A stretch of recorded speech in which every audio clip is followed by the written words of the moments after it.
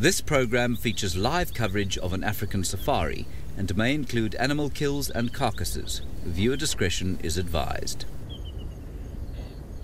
Good morning, everybody, and welcome to the Sunrise Safari, where we have got more than just a leopard silhouetted up in the tree, but we've also...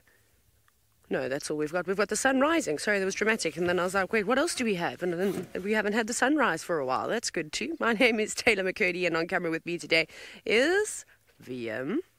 There he is. And of course, that is the young little chief, Mr. Hosana, up in the tree with a bushbuck. Remember, this is a live and interactive safari, so hashtag SafariLive or chat to us on YouTube. Anything you'd like to do, send an SMS. If you want to do smoke signals, it might take a while, but we've got people scanning out with their binoculars, so we'll be ready for those. But it seems as though at some point last night, Hosana has taken down a bushbuck ram. Now, I'm very sad because this bushbuck ram has been living in camp for the last couple of days. And he was so old, he could barely move. It would take him about 20 minutes to walk a whole of 10 feet. He was really, really, really old. He was almost...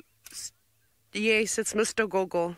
You're quite right, Nikki. It is Mr. Gogo that Hosana has eaten. Now, let me just quickly explain what I'm talking about here.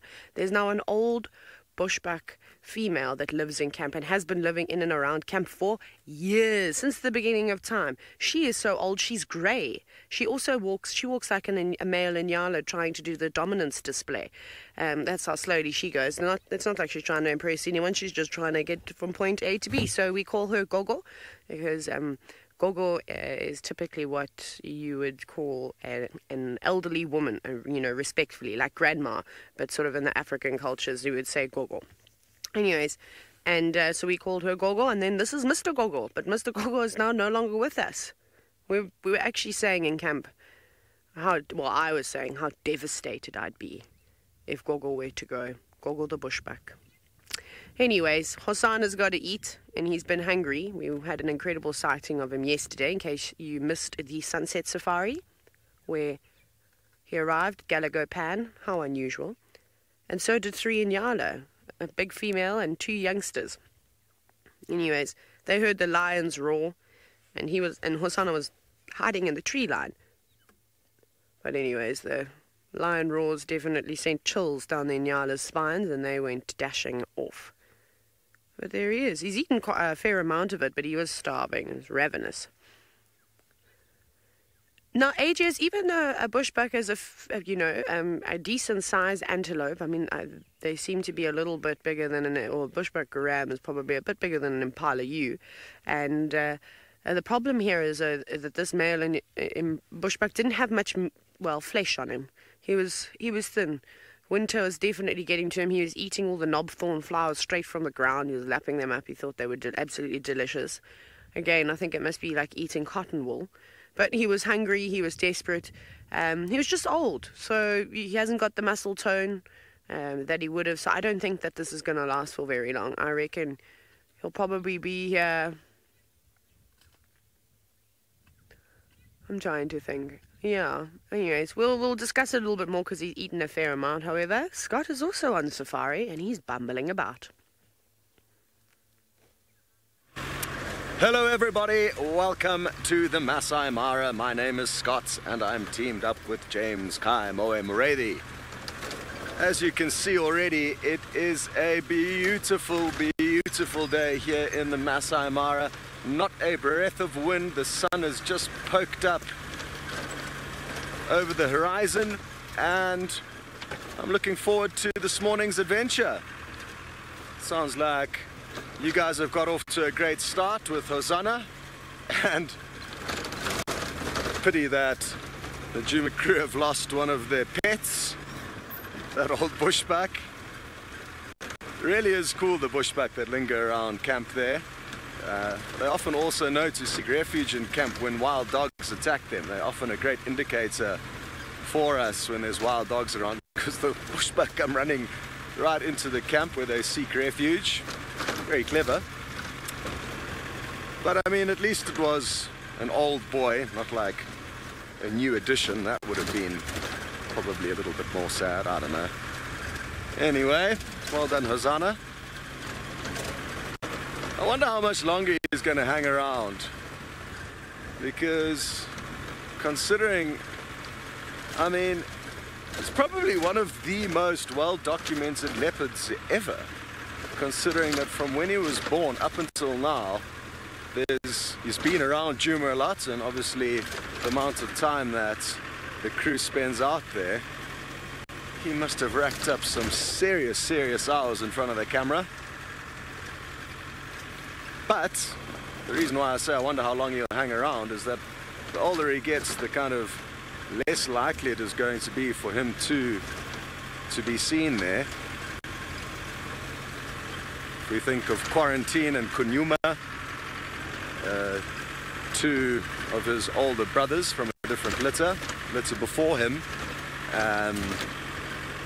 they kind of disappeared, started moving off at a year and a half or so of age, and have steadily moved further and further afield.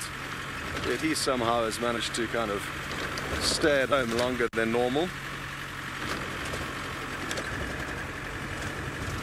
So my plans are to continue the search for the Owino Pride and the Sausage Tree Pride if I don't find them. The Owino Pride's territory is kind of between our camp and where the Sausage Tree Pride have been hanging out, so I'll skirt through that first. If we don't have any luck with them, who knows, maybe we'll get lucky and find those two little cubs of the Sausage Tree Pride. Hello Carol, you'd like to know if we've got any pant caps, camp pets in the Mara. Yes, we do. They are zebra. I mean, we don't know them individually, at least I don't, but most nights there's a decent amount of zebra that come in and snack in and around our tents. Last night I got woken up a number of times by them chomping away in and around my tent. So they're the most common visitors that we see. There's also genets that we see quite a lot in and around the kitchen area in the evenings. Morning. So yeah, those are the kind of two species that we see in and around our camp, but our camp hasn't been around for as long as the Djuma camp, so I'm sure more and more animals will get kind of more comfortable with our presence. Wonderful.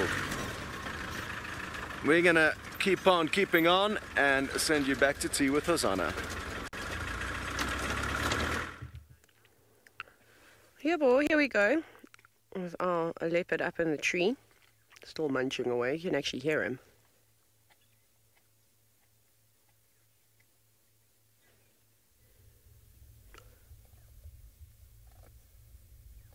He's really tearing into that bushback. Now, there really wasn't much food on there to offer him. I can't tell you how thin this animal was. I don't think he would have lasted much longer either. I don't think he would have made it through the winter. In fact, he was kind of getting to that point where you could, I think the only reason why you couldn't really see his bones and, well, obviously through his skin and his ribs and stuff like that, was purely because he was so fluffy, and that sort of concealed it. But he wasn't very healthy, but that doesn't matter. At least Hosanna got himself a meal. I feel like this bushback lived a full life, and not many of them get to make it to the end of their lifespan. What is that? Sorry, I've now seen a raptor as well. Can you see it? There's lots of things. All the animals are coming to us today. I can't quite tell you what it is. It's something that's quite small. Is it an owl? No, it's not. Oh, here's our friends. Never mind about the bird. Hello. Hyena. Welcome to the party. You're a bit late. Smiling up at Hosanna. Not really, though.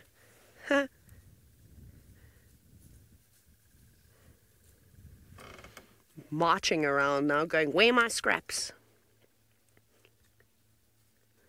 But I think Hosanna has managed to keep that carcass intact for the moment, so it'll be difficult for this hyena to find anything really delicious. He's not too bothered at all.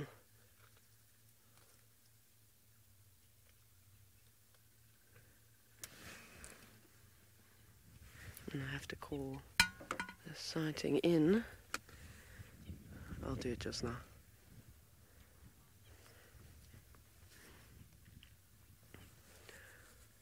Amanda, I suppose, yes, a carcass from an animal that, you know, if it was sick, it could make a animal that's feeding on it sick. It all just depends on what it was. Was it a virus that was contagious? Was it a disease? How is it spread? Is it spread through saliva? All these different types of things would, of course, determine whether the animal will pick up the disease or not. And that's where vultures are really cool, because they can actually raise their body temperature. And will beat everything, which is awesome. They are probably one of the animals that are least susceptible to picking up viruses and diseases. However, something like a leopard, yes, if it were to eat an animal that potentially had tuberculosis, it could indeed pick it up. And that is a big problem out here. And you know, that's why we always talk about disease prevention.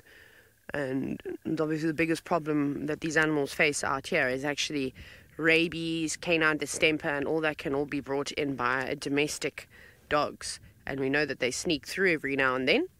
We know that fences, well, they're potentially there to keep animals safe and to keep them into a protected area, and to also try and keep domesticated animals out, and also people. However, that doesn't always go according to plan, and often they make it through. You can see, look how he has... I wonder if, I'm just trying to think. I mean, like I said, I know this bushbuck is very old and was absolutely skin and bones. But now I'm just thinking, I wonder if, as he was dragging it, if he lost some of it to the hyenas already. Because I can only see the one leg and the rest of it is not here. So I don't know if, as he was dragging it, he managed to lose a bit of it. But I'll keep an eye around camp. I'm pretty certain it's the old bushbuck, and we saw him, I saw him yesterday around my room.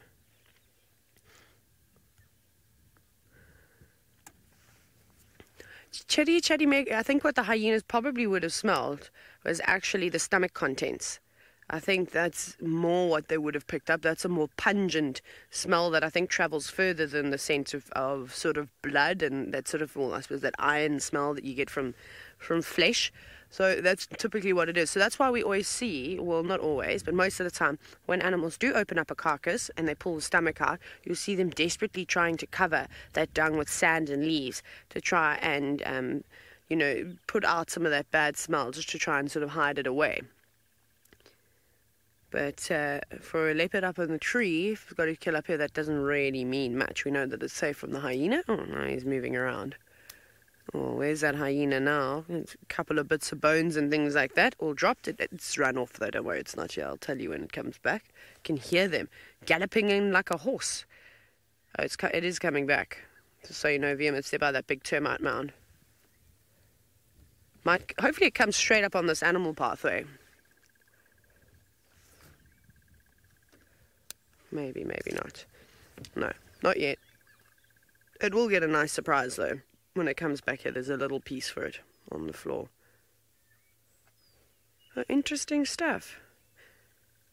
He might have also been eating it down in the drainage line, and then if he did get harassed by something, there's no big trees near the tent, and you have to come up onto these open plains. Right, this is a wonderful start to the morning. Let's go see how far Scott is, and if he's any closer to any of his animals. Our start to the morning has not been as productive as Taylor's, but I'm hoping that's going to change shortly. I'm just racing along. The reason being is that all of the balloon vehicles and tractors that go to pick up the hot air balloons use this road to get to where they need to get to. And on such a still morning, I don't want to be caught in all their dust.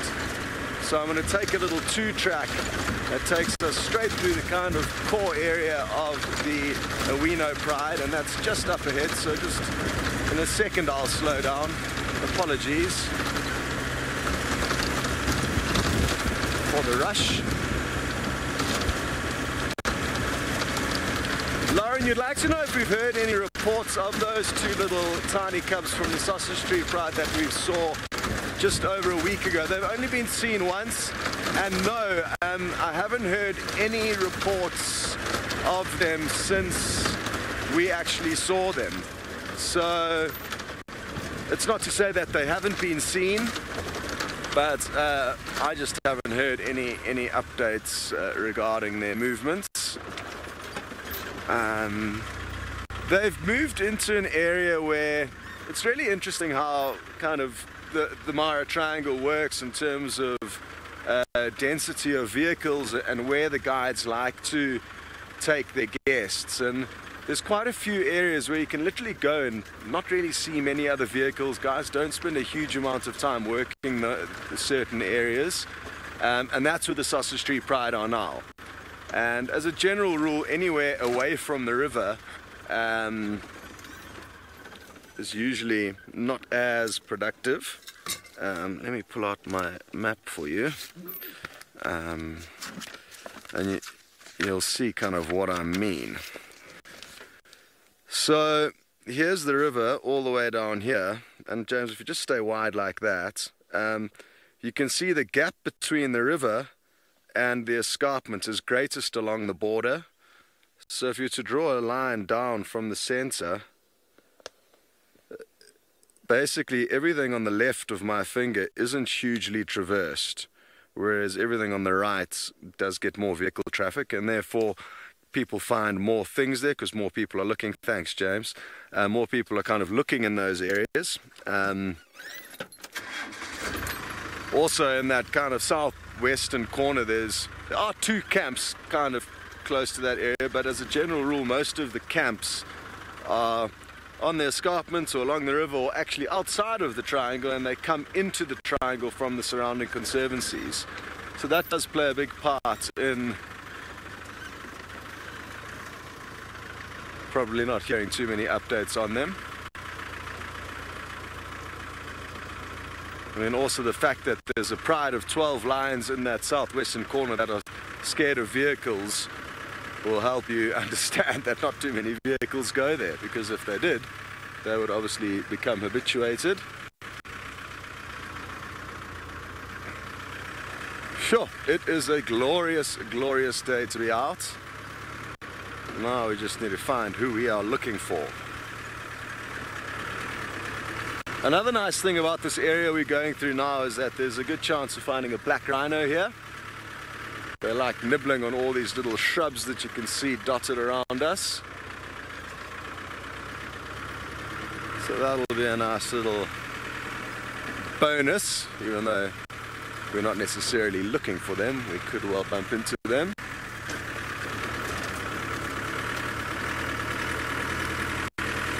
Ah, very good. Well, there is one person who you haven't joined yet this morning, and it's time for you all to tighten your laces because you're about to join Sydney on the bushwalk.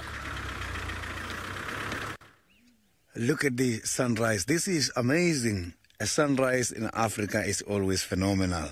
Look at that. Nice and red, the reflection of the sunrise. A very, very good morning and welcome to the beginning of the guided walk. I am Sydney, and I'm going to be with you with Senzo, who is my camera operator, as well as Herbert, my game scout. We are going to try by all means to get to see quite a lot of tiny little stuff.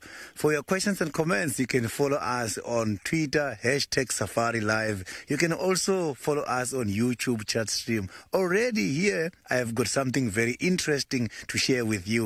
On the ground, I have got some lovely markings here showing that things has been happening before us. Senzo, come here. Can you see this track, Senzo? Look at this. I have got a very nice cat track which is going towards this direction. You can see 1, 2, 3. These are the 3 lobes, and if you look at the toes, you cannot see the toenails. This is a clear evidence that this is a cat track, and this has been a leopard. This leopard, if you look here, there's some drag marks. It's like something was dragging something here. So, but here again, I've got another track, which is from a different animal. And this animal, if you look at the loops, it has got only 1, 2 loops. It's also going towards that side. So this animal has got some toenails. This is a hyena.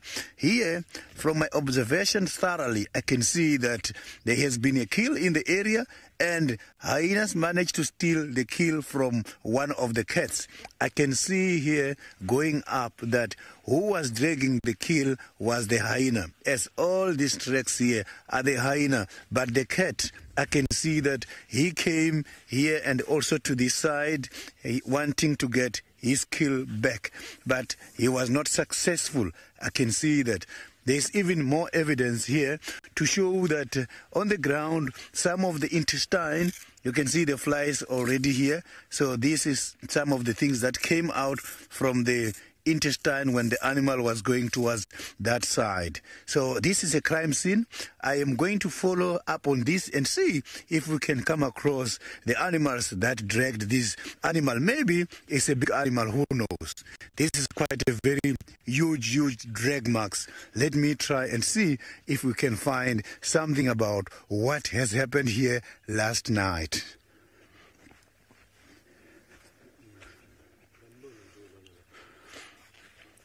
So you can see here, it's nice and clear.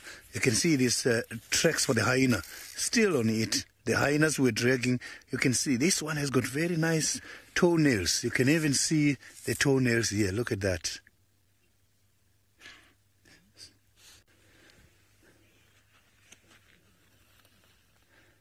So now, let's go to Taylor, who's got Hosanna with a bushbuck up in a tree. I think certainly you don't need to look any further. I think the drag marks that you're looking at is potentially what's happened or what we've got here. It would make sense because there isn't much left on this bushbuck.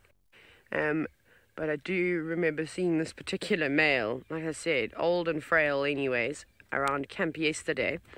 So yeah, maybe Hosanna did get into a bit of a squabble with the hyenas and they stole it from him briefly. And then he managed to grab what was left and run fairly quickly. I mean, if he ran with his carcass, he would have been able to have carried that very, very easy, especially if the hyenas had made a bit of progress. Maybe what happened is the hyenas had stolen it from Hosanna, started devouring it, and maybe something gave them a fright, and they just, sort of ran away. We see that every now and then. And maybe in that moment, we know Hosanna does like to sit and watch and wait. Remember how he charged at Ribbon to try and steal the impala ewe that he'd stolen from Tundi. He wanted it back, but Ribbon wasn't standing for it. But in that, lapse of judgment, if the hyenas got a bit of a fright and decided to leave their carcass unattended for even just a split second, it would have been enough time for Hosanna to race on in, grab what was left, and then and bring it up to a tree. It would make a lot of sense because Hosanna wouldn't be particularly good at tearing open and removing legs and things like that. It would make sense that the hyenas were squabbling over, and it would also explain why the kill is so dirty, because it's just covered in sand. But if something is dragged out on the floor here, that's exactly what would have happened. Oh, there it goes. He's going to drop the kill. He's so funny, this cat. There's not really much holding it onto the tree at the moment. It's kind of just skin. He's trying to eat the flesh around the bones, around the rib cage. Either way, at least it's a little something, a bit of sustenance in his belly. Nothing wrong with that. It doesn't matter. If it's not a massive meal, it'll be enough just to keep him going. No.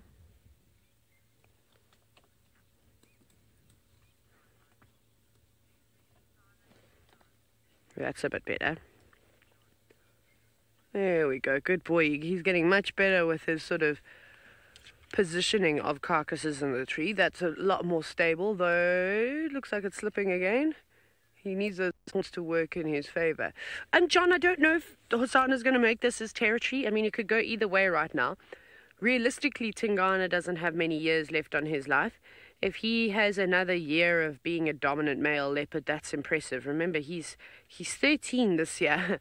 That's unbelievable for a male leopard. Like, that's really, really good going. So if Tingana steps down, I suppose, yes, there's the opportunity for Hosana to take over this territory. It'd be highly unusual, though. Normally we know that young male leopards will disperse quite far away from home. For example, Mvula, who was a male leopard that we used to see, was born on the Sabi River.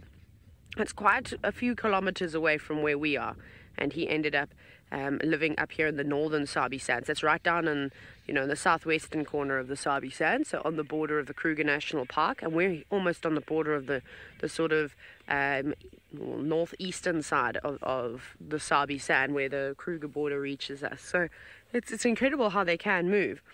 I mean, I think everything that we're seeing is quite unusual. He's trying to place it carefully now.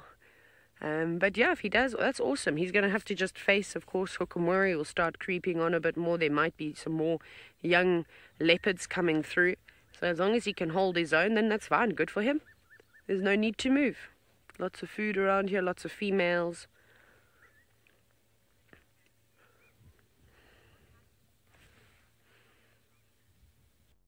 I suppose Chitty make, they just go into retirement, so they're still there. They're just maybe not actively marking territorial anymore. So they might still scent mark. They probably will still scent mark. However, I don't think they'll be as vocal. So I don't think you'll hear them sawing as much once they aren't the dominant male within the area. And then, like what we saw with Mvula, they just sort of live on the outskirts and take what they can when they can. You probably find they get a lot of kills stolen from them, but that, that's okay. Nothing wrong with that. They just have to go out and catch a few more things. But yeah, they don't get a pension from the government or anything like that. They've still got to do all their own work. Oh, that was a crunchy bit there, Hosana. Was that delicious? I do hope Tingana stays around. Like I said, this situation we kind of have been watching over the last few weeks with Hosana coming back, Tingana being around and being so tolerant. It's awesome. Definitely a new experience for me.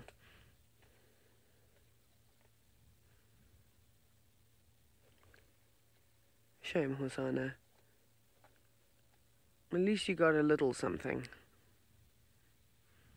And I think if he's going to go off and drink, he'll probably go drink at Caligo Pan. Wonderful. Well, we didn't have much luck yesterday with the big cats. They kept giving us the slip except at one time with Hosana. Let's go to Scott, and hopefully he's closer to either finding the cheetah or the lion. I think we are getting closer, thanks T. Somewhere just off to our right is where we had an incredible sighting of the Owino Pride interacting with black rhino, and then the black rhino started interacting with a herd of elephant that came onto the scene. I'm sure a lot of you have seen that. If any of you haven't, it's worth searching for it because it's an incredible sighting that we were lucky enough to have a couple of months ago. So we're definitely in the right spot to hopefully find them, either elephants, black rhino, or I guess elephants you can find just about anyway, but black rhino and Owino hang out here.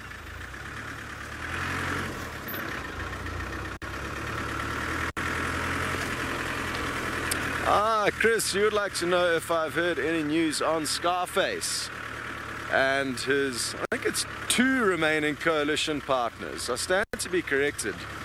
I'm pretty sure one kicked the bucket not so long ago. On the other side of the river he was found dead. I think just of old age. I don't even think he had any injuries. And maybe I'm getting confused with another coalition. But basically regarding Scar, no, we haven't seen him, well no, I haven't heard any reports of him for over a week. His territory extends onto the other side of the river, so it could well be across there. Or he could be on this side of the river. There's a kind of large area just south of Serena. Let me show you here, where there's no roads, really. And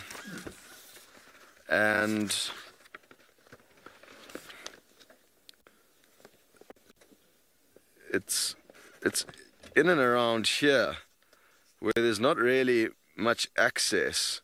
So it could be there, where we don't really ever go, hiding out. Or who knows, I mean, maybe he is somewhere in his usual hideabouts, just, you know, hiding away, not being seen. But it's, thanks James, I think his time here in the Mara is swiftly coming to an end. I don't think he's gonna make it that much longer.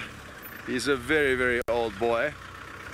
It'll be extremely sad when he goes, and it'll also be very sad if we don't know what happens to him, which there's a strong likelihood of it happening, whether he dies of old age, gets mauled by a buffalo or other lions. There's a strong chance that it's going to happen while no one's around, and then we'll never know what happened to Scar. So let's hope that somebody is lucky enough to find him or see him making his way up into the clouds. Dan, you would like to know if there are any other predators that climb trees. Here in Africa, yes. Honey badger climbed a tree just the other day live with Steve to wrangle a monitor lizard. That was epic. So they'll climb trees. Genets will climb trees, both the large spotted and the small spotted. So they'll often go up and try and snipe birds while they're asleep in trees. Lions will climb trees, just not very effectively, to steal kills from animals like leopards, or even maybe just try and catch a leopard that they're trying to kill. Cheetah will also climb trees for vantage points. They're not very good climbers at all, but they can climb trees. They also like pooping at altitude, I've noticed. So they often climb up onto a high point to take a poop. And interestingly, especially with the musketeer coalition of 5 male cheetah, I would notice they would kind of jump onto a tree, so they're vertical and hang vertically, and then do a vertical poop at altitude. Interesting. Yeah, so I mean, I guess there's a whole bunch. What other predators am I not thinking about? I'll have a think and keep updating you, but let's take a look at this spectacular scene of a journey of giraffes glowing in the morning sunlight. A whole big bunch of them in the background. There's a herd of ellie somewhere that we'll show you a bit later. A zebra.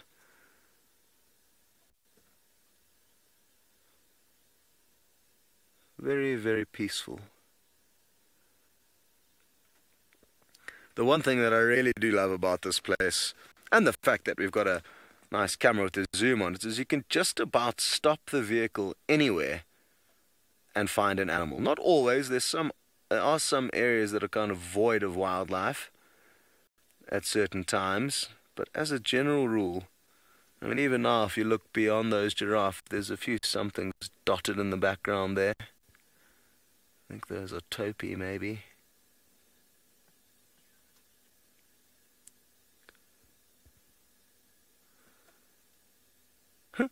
These giraffes are going to need to see a chiropractor after bending down all day to get to their snacks.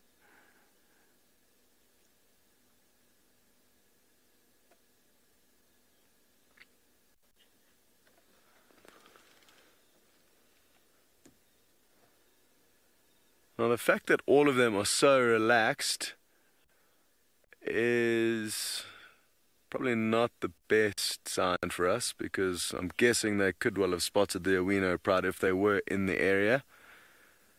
But who knows, maybe the lions are busy sneaking up on them. Alrighty. We're going to move along, and so are you. You're going to be joining Sydney again on the bushwalk.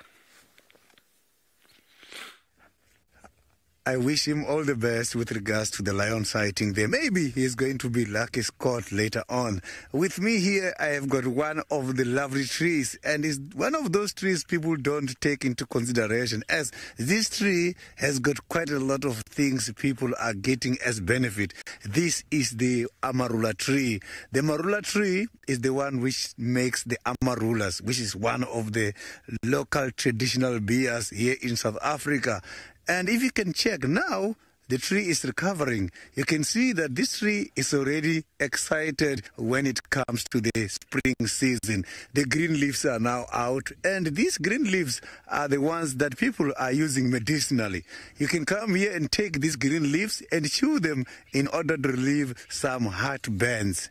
This tree, animals such as elephants, they always come under these trees in order to look for the fruits. But apart from that, it's one of the trees that has got a very moisturized bark. Elephants, they come and they also prefer to debark this tree. A lot of the amarula trees at the moment in the reserve, they've got quite a lot of wounds as a result of the elephant activities. And here, I can see that the stem of this tree is having quite a lot of injuries and old markings. You can see this area here has already recovered. So this is one of the trees that has got an ability to recover very quickly. But here, going down to the bottom, look at this.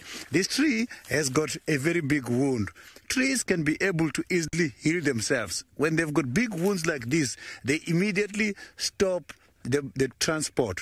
When the transport has stopped, it prevents the wound to grow bigger, and they quickly react by releasing some growth hormones in order to have the first layer to prevent the wound from spreading on these stems. Now, this area here is completely dry. Sometimes this kind of injuries can threaten the life of a tree, because when this area is exposed, the sun burns there, it attracts the insects. You can see there's even some insects, and it also takes away some of the responsible tissues in order to move the nutrients. Look here, I have got the ants. The ants are using this as their nest now.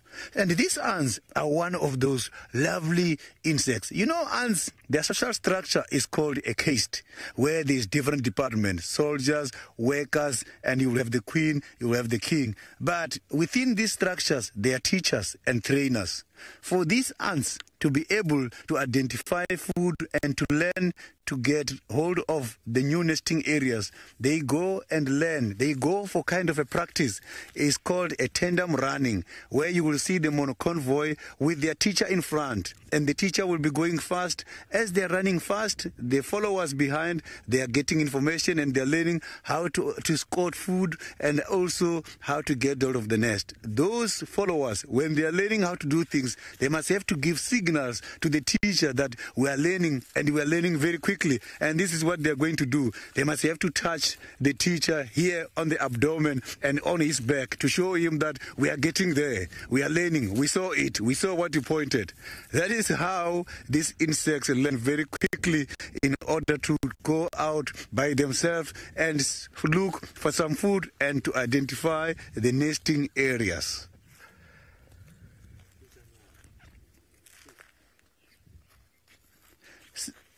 Chati, the amarula fruits, I used to collect them a lot. And when it comes to end of December, January to February is when we still have got the amarula fruits. And those are the ones that we collect, and we wait for them to ripe. When they are still new, you will see they are green. And when they are ripe, they become yellow. And then we open and we make some amarula beers. January next year, I can promise you, I am going to do the amarula beer, and I will do that live so that you can see how traditionally we are doing that. And I will also have a amarula taste. So now, let's see. Taylor at the moment has got Hosanna. Maybe he is one of these trees, because you can see the branches can accommodate easily a prey animal for those kind of predators.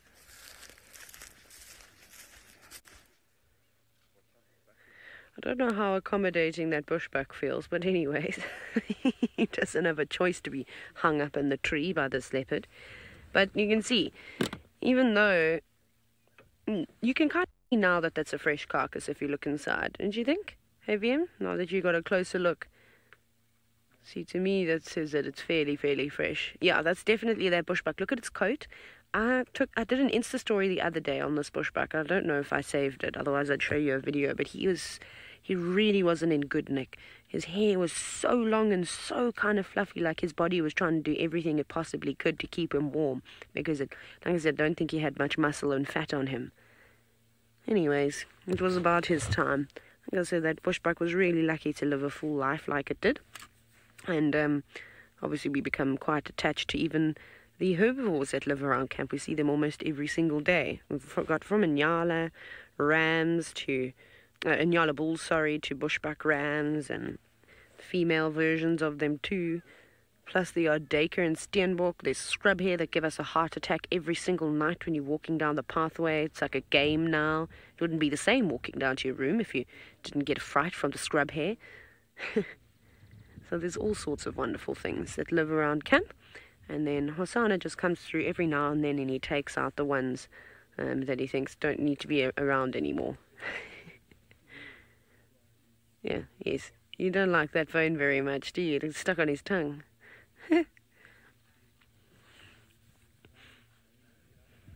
Yeah, of course, Ravinda. They don't mind a bit of sand. Remember, these animals will eat, 4 or 5 day old carcasses. Remember the elephant that unfortunately died down near Twin Dam? So animals eating on that for a few weeks.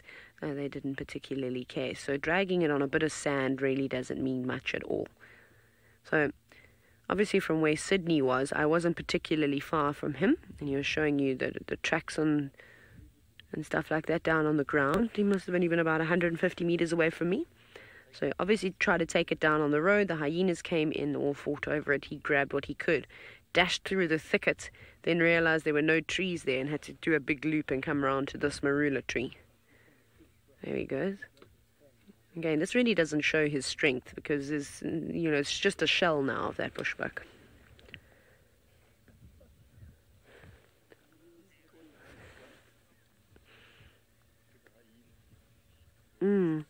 Sarah, no, he wasn't quite semi-tame. Did you see how he used his head to push that leg up? He was like, just stay there. This leopard is funny. He's a real clown. Look, he's unhappy with that leg. He's like, in my way when I'm trying to eat. So sorry, Sarah. No, this bushbuck wasn't tame. Maybe he's gonna climb down and go for a drink. No, he hasn't eaten much. But they were habituated to us, so you could walk past them. I mean, I think if I tried to reach out and touch him, I'd find myself in trouble. I think he probably would have tried to jab me with his horns, so we don't do that. We never cross the boundary. But they just become a lot more tolerant of us. And I think the drive for finding food obviously kicks in, and then they become a little bit more relaxed. Maybe not because they want to, but because they don't have any other choice. And they know if they're tolerant of us as humans and they don't do anything silly, then they come into camp and they're able to eat all the wonderful plants that we water all the time. That's beautiful. Just taking a bit of a rest now. Maybe he's finished with his carcass. He could still nibble a little bit off around the legs if he really wanted to, but perhaps he's satisfied with, a small meal. That wasn't much for him, just a snack, but enough to get him through the day until tomorrow. Right, Sydney sounds like he's found the only herd of wildebeest in the Sabi Sand. Let's go and count them. You can see here I've got the wildebeest here. Maybe they're thinking about to migrate. This is the migration of Juma. It's quite a very big herd there. I can see quite a lot. So the wildebeest are one of those animals which does not have a good eyesight. I can see now they are trying to investigate, and the wind is on my favor at the moment. So the male wildebeest are territorial, and what I like about the wildebeest is that they always think about food availability. The males, they don't stay in their territory all year round. together with the females. They every time move away in search of the food. When the food is becoming scarce, they will leave their territories and go to the other areas. In other words, their territories keep on changing according to the availability of food. So these animals, when they're giving birth, is interesting. Mostly they give birth, the one giving birth is in the middle, and the other ones, they will surround that female in order to look for the animals such as the jackals and hyenas, as they can easily take away their babies after birth.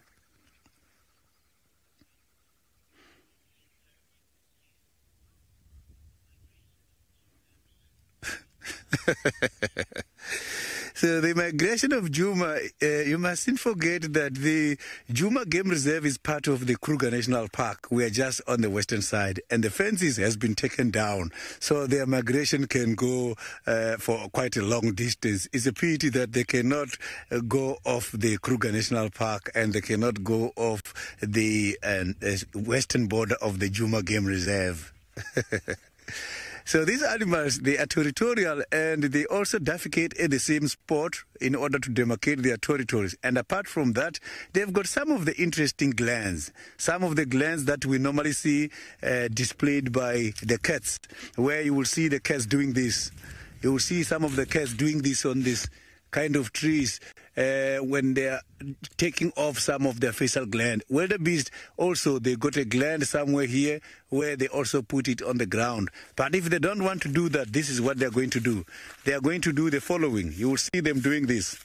When they are doing this is when they are releasing a gland which is somewhere here. Is called the interdigital gland. They put it on the ground here for demarcation purposes. So it means these animals, when he is running out of droppings, he's got a way to mark. If he's not going to use the facial gland, he's going to use the interdigital gland.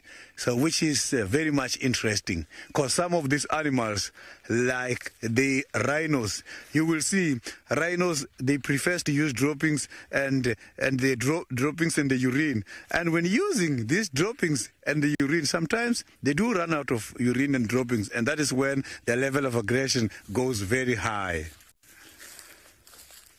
So now, let's go to Scott, who is just driving, and hear what he's looking for.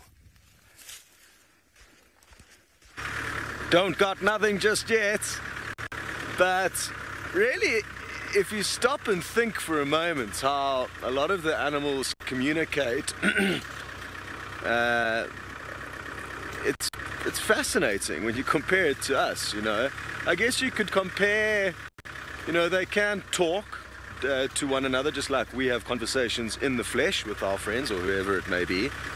But then I guess their scent glands, you know, that would be an equivalent kind of an email. You know, it's something that gets sent or left behind, rather, that other animals can read into, kind of like pinning a letter on a notice board. I know here in Kenya there's an old club called the Muthaiga Club in Nairobi, and that was kind of like one of the main meeting points for a lot of the old kind of settlers that used to meet here. And there was a big tree in the Muthaiga Club, and that's where the humanoids would kind of leave their notes, leave their scent marks, so that anyone else traveling through the area would get an update as to where they're going or what's going on. And then just the way that they're capable of processing those notes that get left behind with their noses, just smelling and being able to, just with their nose, be able to read into and gather so much information about not only their own species, but often other species as well. Who's been around, what's been going on. As much as I'd love to be in the body of a cheetah just to feel the adrenaline and speed that they travel at when they're hunting, it would also be equally interesting to be able to just understand how well animals can see and smell, and especially considering how useless our senses have become. Our brains have developed, but I guess our muscles and our bodies and our senses have not really improved, because there hasn't been any need for them to improve.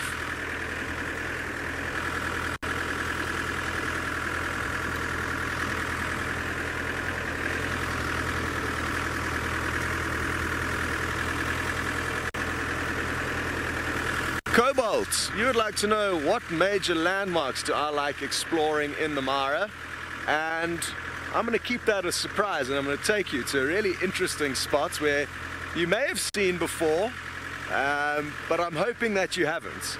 So in about 20 minutes we'll get somewhere quite interesting. So if you can't continue watching for the next 20 minutes, let me know. But if you can, then I've got a little treat for you that I'll take you to. It's a really interesting scene in a beautiful area. Outside of that, Cobalt, there's a few other things that are really beautiful that I love in the Mara are the massive fig trees. There's not too many of them, but in certain areas there's more than others. And they are absolutely huge. I always think to myself how nice it would be to build a treehouse in there. You could literally have a double-story 5-bedroom treehouse. They're that big. So those trees are one of my favorite spots to go and spend a little bit of time if we, having a little break somewhere and we need to find somewhere to go and have lunch. That is, those are some of my favorite spots. Good, well, stay tuned, Cobalt, and everyone else. I'm going to be making my way to this interesting spot, and we're going to be sending you back, I think, to Taylor, who's still with Hosanna. And he's being an absolute clown at the moment. He's so funny. It's literally like watching a kitten that's fixated on a piece of string. Now, you can't see him right now, but I'm just sitting like this because I think we might be in a good spot if he decides to climb down the tree. But he's watching the carcass's tail and legs sort of dangling in the wind. And he's staring at that. He did almost fall out of the tree now too. He's really not particularly talented when it comes to getting out of trees. We've seen many clips of him when he does the fireman shimmy. Watch, look at him. I mean, like, doesn't that just smell like trouble? Like the disaster is about to happen.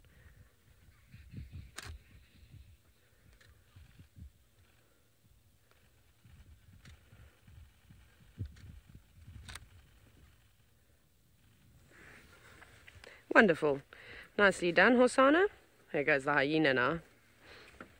Let's go see what his reaction is going to be.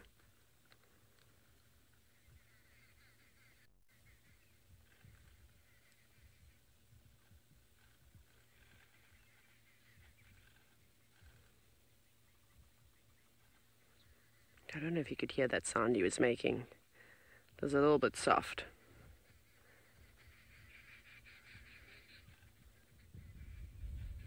He's still just watching that hyena. Not impressed with him. Hosanna, he's just eating the scraps that you dropped on the floor.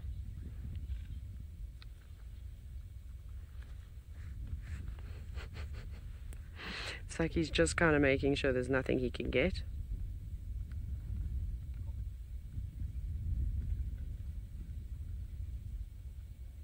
What are you looking at?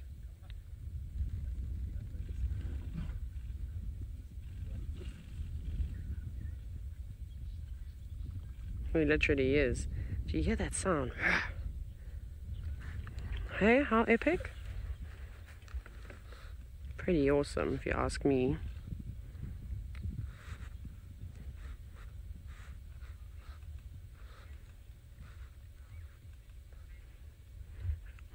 Now, this type of thing is fairly common, to see this kind of interaction between hyenas and leopards. Obviously, I don't think they have a love-hate relationship. I think they just have a hate-hate relationship, and particularly Hosanna, because they are constantly annoying him by following him around and trying to ruin his hunts and steal his kills, which they've already almost successfully done today. But not quite lucky enough. I love how he uses the tree as cover.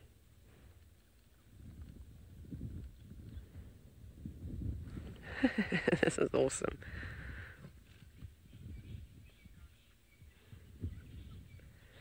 Hosanna's getting brave. We must remember he's also a male leopard, and yes, he's young. He's definitely very young in his mind still, but he's a big boy, so he will try and stand up to these hyenas, and he has many, many, many times now. We've now witnessed it. So he's getting less and less tolerant for their sort of antics. Yeah, he's really unimpressed. It's like he's guarding that tree.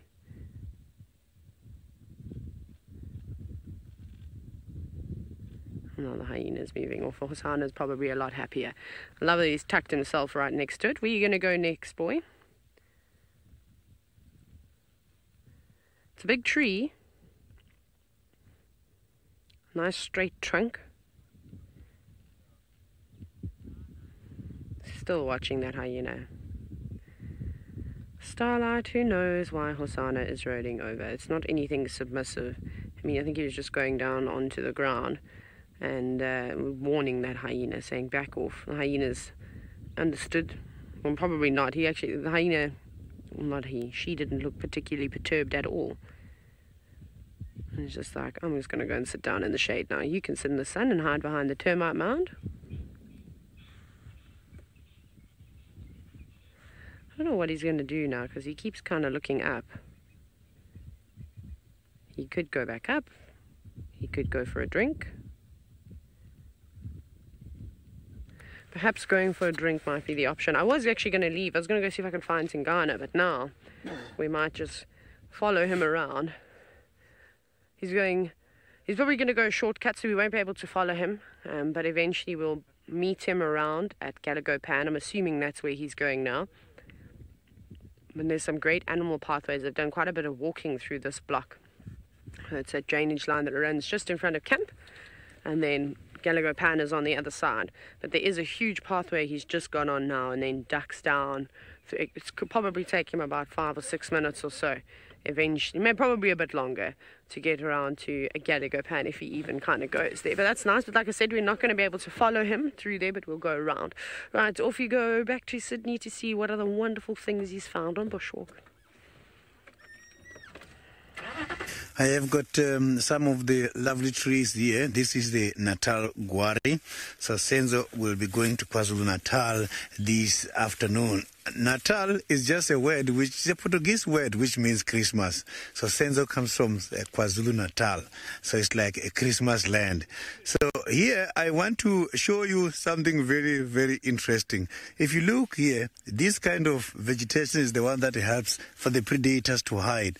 But if you look there, it's much more open. So some of these animals, they prefer these big openings so that they can have a wide vision in order to spot their predators.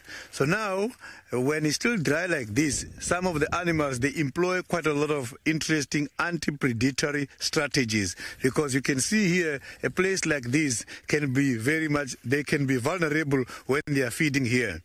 So now we are on spring, and this season, when it comes to the Venda people, it has got a very interesting belief. When it comes to the spring, when the trees are starting to generate the new leaves, is when we believe that the people display their real characters, the inner characters. So we wait, if we want to see about the person, we wait until the spring. When the spring comes, that is when we observe, then we can be able to see if this person has got some mood, this person is aggressive, and we believe that some of the people who got some other mental related issues, by the spring is when those kind of characters starts to display. So we can be able to measure when it comes to the spring season. So, but also,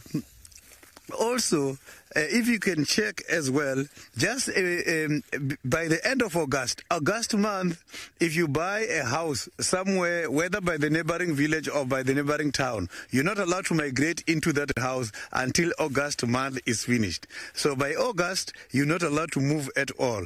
So if you move, we strongly believe that something is going to happen. We wait until August has gone past and then we can move.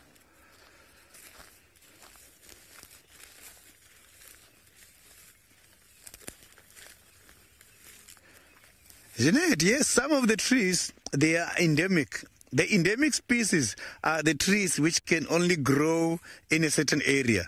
Those trees, you cannot find them growing anywhere else. Then we have got the endangered species, which are the kind of trees which are very close to extinction.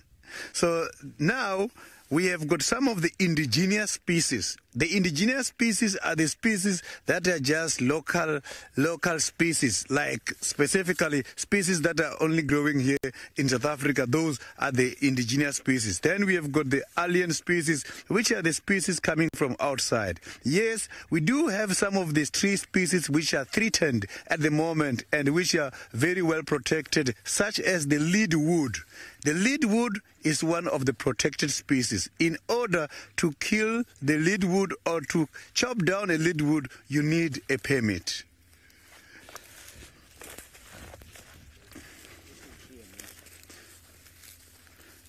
So now, let's go to Scott, who is just driving at the moment. Yes, still driving. We just kind of swung past the hyena researchers to see what they were looking at, and there's a bunch of hyena having a snooze. So I don't want to spend too much time there because I need to get cobalt to one of my favorite spots. And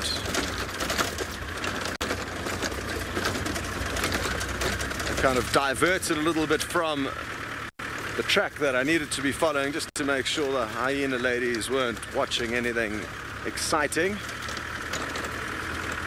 So there was a moment of hope.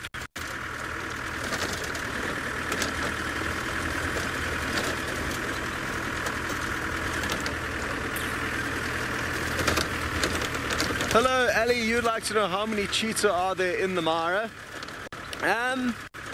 Well, that we kind of spend time with on this side of the Mara River, in the Mara Triangle, it's mainly two females, Kikenya and Naratoi. Naratoi being the daughter of Kikenya. So there's those two that have been hanging around recently. There's two males called border boys that come in and out of Kenya and Tanzania. So they spend more time in Tanzania than Kenya. So there's four really that we see more regularly than others. But there was a female with two sub-adults that looked to be about a year of age that I got a glimpse of about a week and a half ago, also close to the Tanzanian border. She must have come from Tanzania. Then on the other side of the river, I'm not too sure at the moment. There's the 5 Musketeers and a handful of females that spend time in the Mara Reserve, as well as the conservancies to the north. But as far as I'm aware, the most cheetah are in the conservancies that surround the Mara. And my theory as to why there are more there is because they're community conservancies, so it's community land that the local people have agreed to allow lodges to build their camps on there, but they are still allowed to graze their cattle there. And what that means is that it creates an environment much like this throughout the year. Very short grass, which suits cheetah very well, because it means they can not only chase after their prey on the perfect kind of platform, but also they can see other threats, lions and leopards that could be sneaking up on them. So I think they just enjoy it from a safety perspective as well.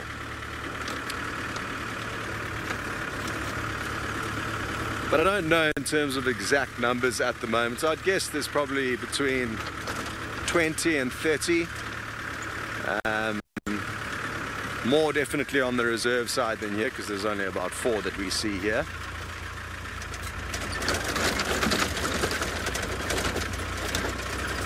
Lynn, you would like to know if cheetah are endangered, and yes, they certainly are. Throughout Africa, they are a kind of endangered species. You'll get some countries and some areas where they are thriving. In South Africa, there's a reserve called Pinda, and That's kind of on the east coast, and it's a relatively small reserve, but it's got a very, very healthy cheetah population.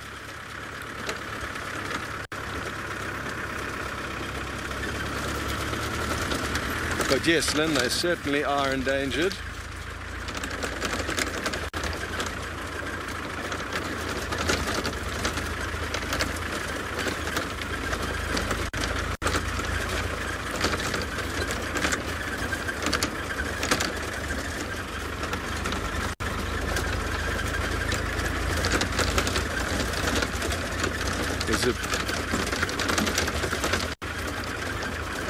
Very good, Cobalt, you are still with us, so I'm glad that you don't have any other plans. I was probably a little bit hopeful when I said it would take us 20 minutes to get there. Might take us a little bit longer than that, maybe 20 minutes from now, but I'm going as fast as I can. I just want to stop here and show you a brute of an eland. And he's just turned around now. They are ginormous. And I really do like seeing the big bulls. He's just disappeared behind. But let's wait for him to come out, James. There he is.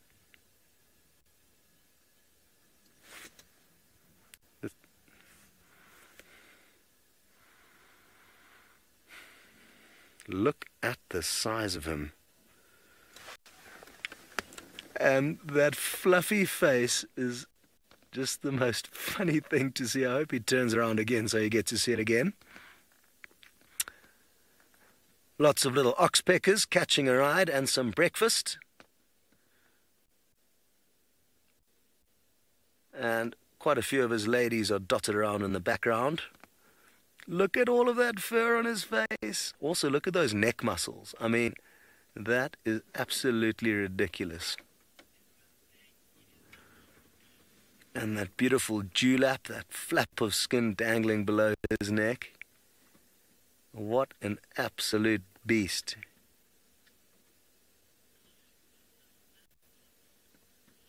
Pierre, you say, now that's a bull.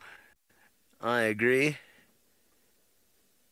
They are such awesome animals and surprisingly fast considering how big and bulky they are, as a lot of the animals out here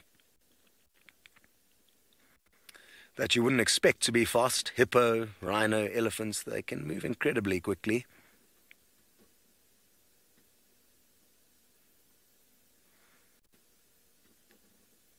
Wonderful. Alrighty, well, from one of Africa's giants to another with Sydney on Bushwalk. Look at that. I have got the giraffes here, and these giraffes are very much pretty relaxed. I can see that is two. The one is heading in front, and if you look at the spots, the one at the back, the spots are much more darker than the one walking in front. That tells you the one back is a male, and it looks very much big. So the one in front is a female. So the giraffes, each one of them has got its own stripe pattern. These animals can help you a lot in the bush. Their droppings, they are rich in calcium. So when lacking of calcium, we can eat their droppings and we're not going to get affected at all because they are herbivores and they only eat bones just to have calcium maintenance. So you can be able to get calcium from their droppings. Look at that. Very water dependent during the dry season. So in order to keep the moisture as much as possible in the body, they can just urinate some few drops of water to keep the moisture as much as possible. They get quite a lot of moisture from what they eat. These animals, they can be able to feed on very smooth leaves, which are very rich in terms of water availability. And that is where they are getting water from. So now that the vegetation is dry, they are feeding on some of these evergreen trees. Although evergreen trees, some of them, the leaves can be very, very much difficult to digest. As the trees who are green like this, they've got to employ a certain mechanism in order to protect themselves from the browsing activities during this kind of a season. They develop a very shiny coat where this coat serve in order to chase the animals from coming to feed here. So these kind of leaves, they become very hard and animals find it very to digest. So in other words, they employ that in order to give the animals less interest on these leaves. So we are going to carry on now and see if we can find something interesting. We're just going to go down and see if we can find maybe Tingana and his kill for yesterday.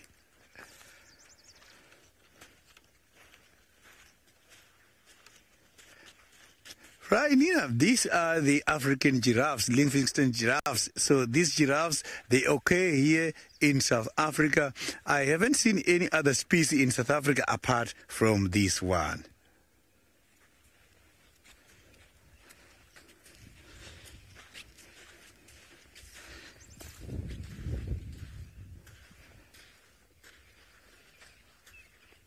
Fan, the giraffe's eyes, that is quite a very tricky question. I haven't checked it inside, but you know, the outside part of the giraffe looks very much beautiful, and instead of concentrating on the pupil, we only turn here by these eyelashes. So I only check mostly the eyelashes. The inner part is difficult to see. Senza is laughing at me. So now let's go back to Taylor and see how Hosanna is doing.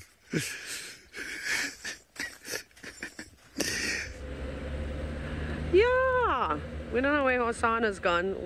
He's probably still on his way towards Gallagher Pan. But if I'd sat there, you guys would have come to me and then we would have just been very awkwardly staring at blue water for ages. So I thought, oh well, if we miss some drinking, we miss some drinking. Let's go find some other things. There we go.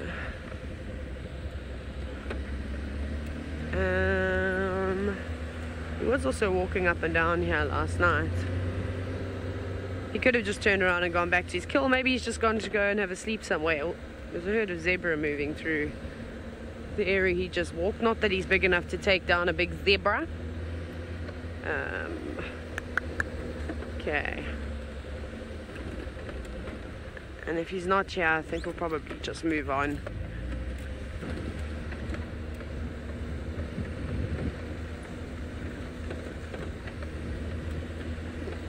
Just quickly checking down these pathways to see if I can see where he's gone. Lex said he just carried on down one of the more prominent game paths. Maybe he's at the tent, just resting up. That could definitely be a case. No, he's not here anymore.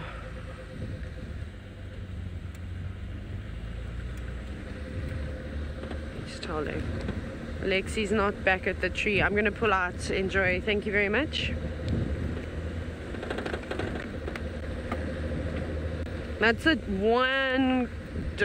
Obviously when you come out on a safari, you are able to sit for very, very long periods of time like that and just wait patiently for the animal to come out, which is really awesome once you see the whole thing. But I don't know what is done, and I can't navigate in that drainage line, so it's difficult for me to get in there.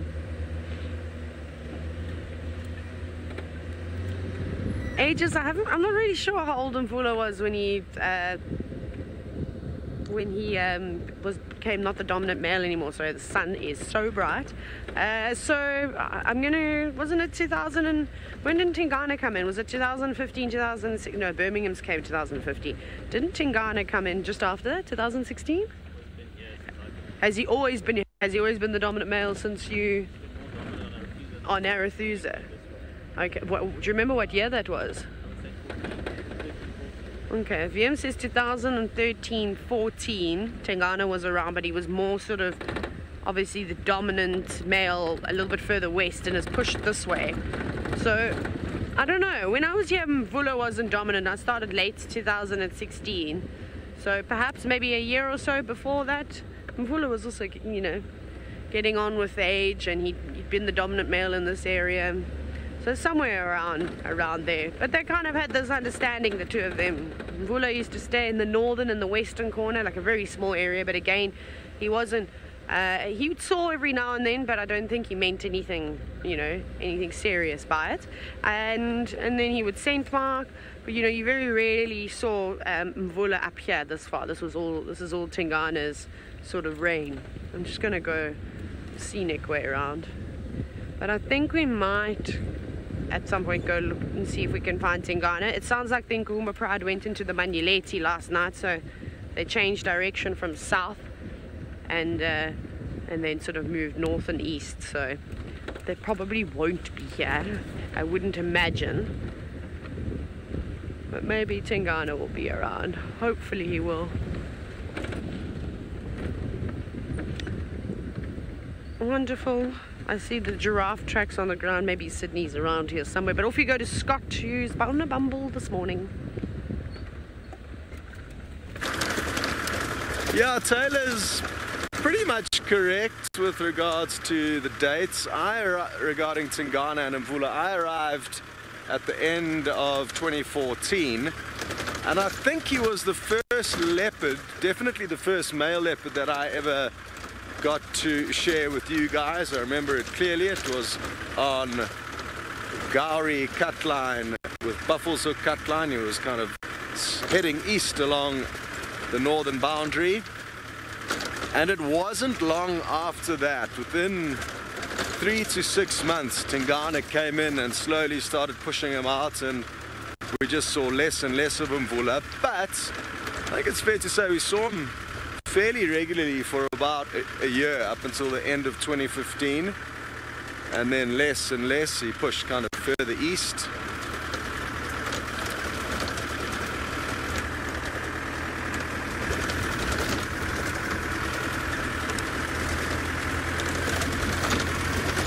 I was really hoping that we're going to bump into old Kikenya here. This is the area where she's been hanging out for the last few weeks. She's chosen a wonderful spot because there's a lot of Thompson's gazelles here for her to snack on. And like I was saying earlier, with this nice short grass, it's safe, or relatively safe for her.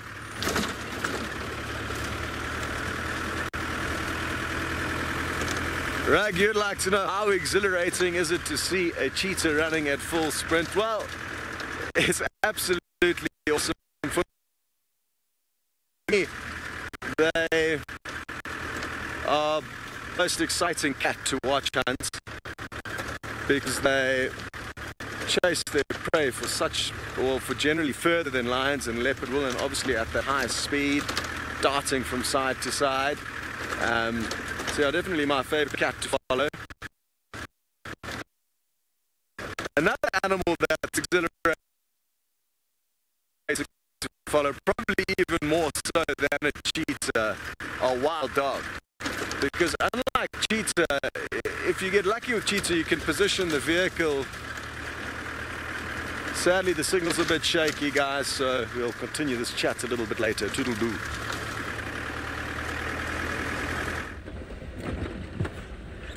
Right, everybody. So we're still on a bumbly drive thing this morning. I just heard from Taxa now, it doesn't sound like there's any point going to Tingana because he says you can barely see him. Nah, we're going to give that a skip. So at least he's still around though. I'm sure he's got some of that warthog left that he'll be munching on as the day goes by. He's probably been eating it all night long. So we'll just let him carry on with his day. I'm not going to go and fight for a glimpse of a leopard when we just had a beautiful sighting of one.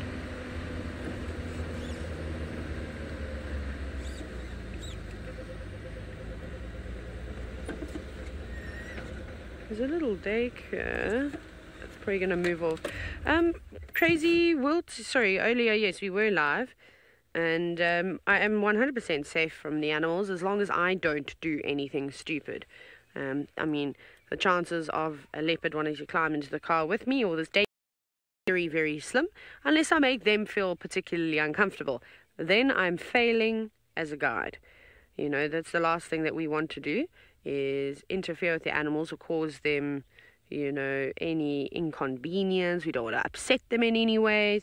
That's the absolute last thing that we want to do. And this was a really lucky sighting because Duiker and Steenbok, which are two small, really small antelope, are fairly shy. And normally the Duiker just run away from us.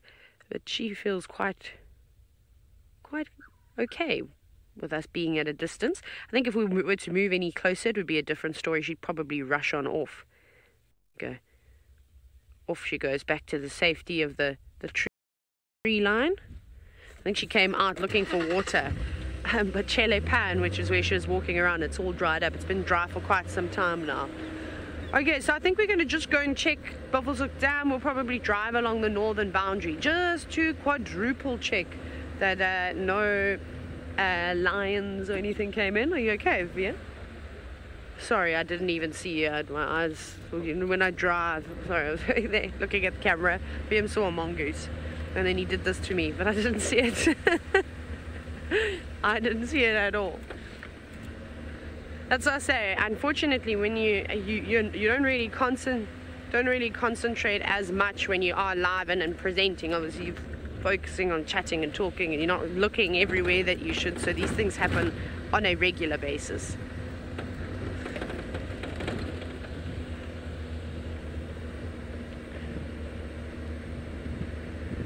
Yeah, maybe we can pop past the hyena den a little bit later. We'll see if we end up getting that way. But for now, we're going to be heading north. I'm actually a bit too far away from the hyena den already. So we will see if we venture back that way at some point. Otherwise, there'll be many opportunities to go to that den this afternoon. Tristan is back, so I'm sure Tristan will be so excited to go and see the new den.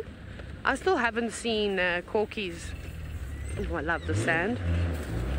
Come on. Aren't you always get dragged and sucked into the sand here? I still haven't really seen Corky's cub very well. I only just had a glimpse of it and then it disappeared. So we'll get some at some point. Right, Scott has managed to shake the gremlins. I wonder where he's going, that they try to get him. Yes, still going to one of my favorite spots for cobalts. Maybe another 10 minutes and we'll be there. So, to continue the chat we were having earlier about the exhilaration of watching cheetah hunting and the other predators, I was saying that with cheetah, if you get lucky and position the vehicle in a good spot and the hunt unfolds in a manner that suits us, you can have the vehicle stationary and film the whole kill from start to finish. Whereas with wild dog, you will very seldom, if ever, have that kind of a scenario. So you've got to race after them to try and keep up with the action. And it certainly is very, very exciting stuff. Also exciting that Tristan's coming back. And I can't help but think and remember and laugh about when Tristan was following wild dogs. I don't even think they were hunting. They were just kind of trotting through the bush as they do, looking for something to hunt. And Tristan plowed into a tree stump and got ejected from the car. That was one of the funniest things that I think has and will ever happen on SafariLive. Especially considering he was giving Taylor a hard time for falling flat on her face a couple of weeks before. In literally the segment before he got ejected. So if there was ever a wonderful example of karma, that was it.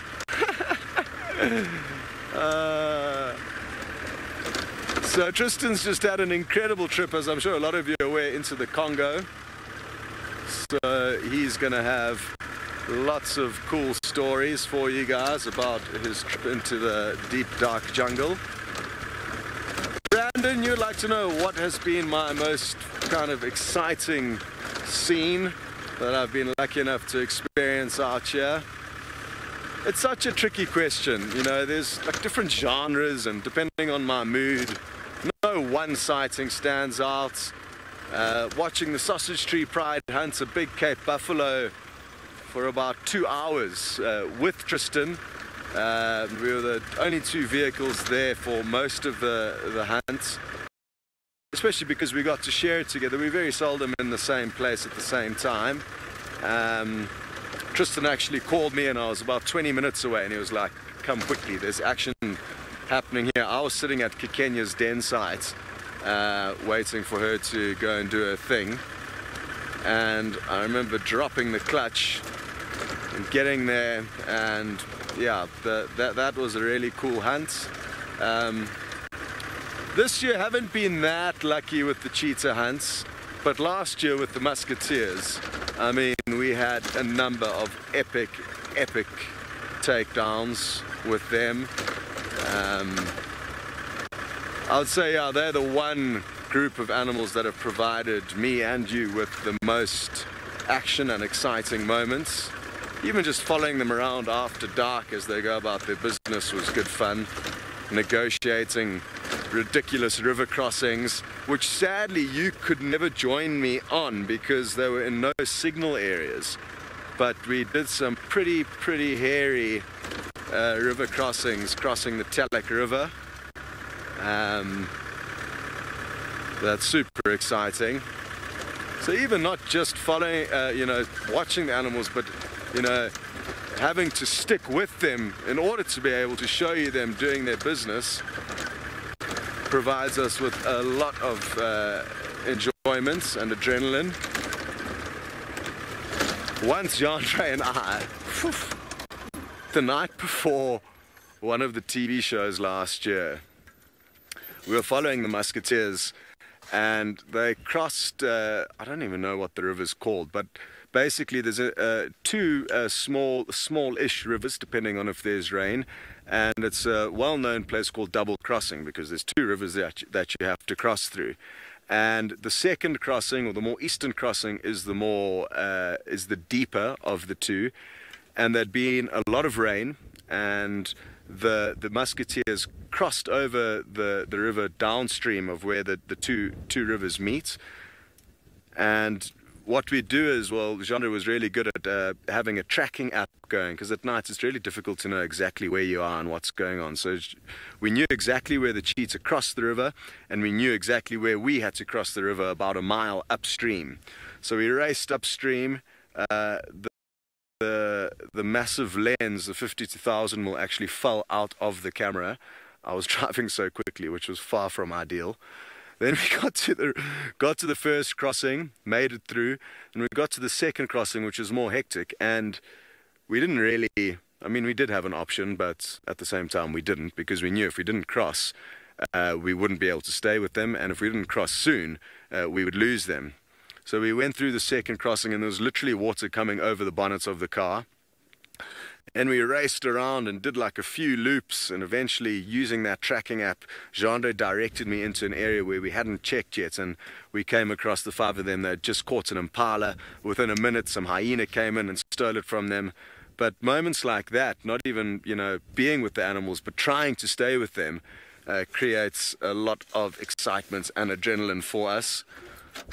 Also the knowledge that there's a TV show about to start, and you ideally want to have your characters lined up for them. There's massive pressure that we feel for the TV shows, for a good reason, I guess, because there's a ton of people watching, and it's one of the best opportunities for us to try and rope more people into the SafariLive family. So all of us do everything we possibly can to make sure we bring our A game and some animals to look at.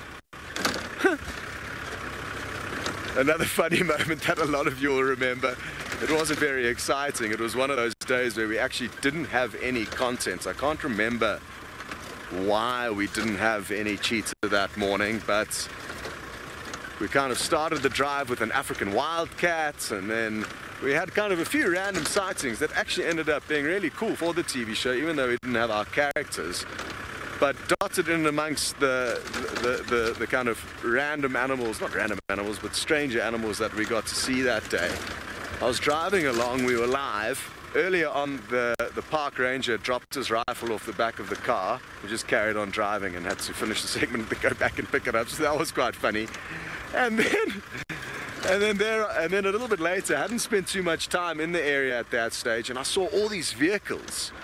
And I got everyone excited. I'm like, oh, there must be a sighting over there.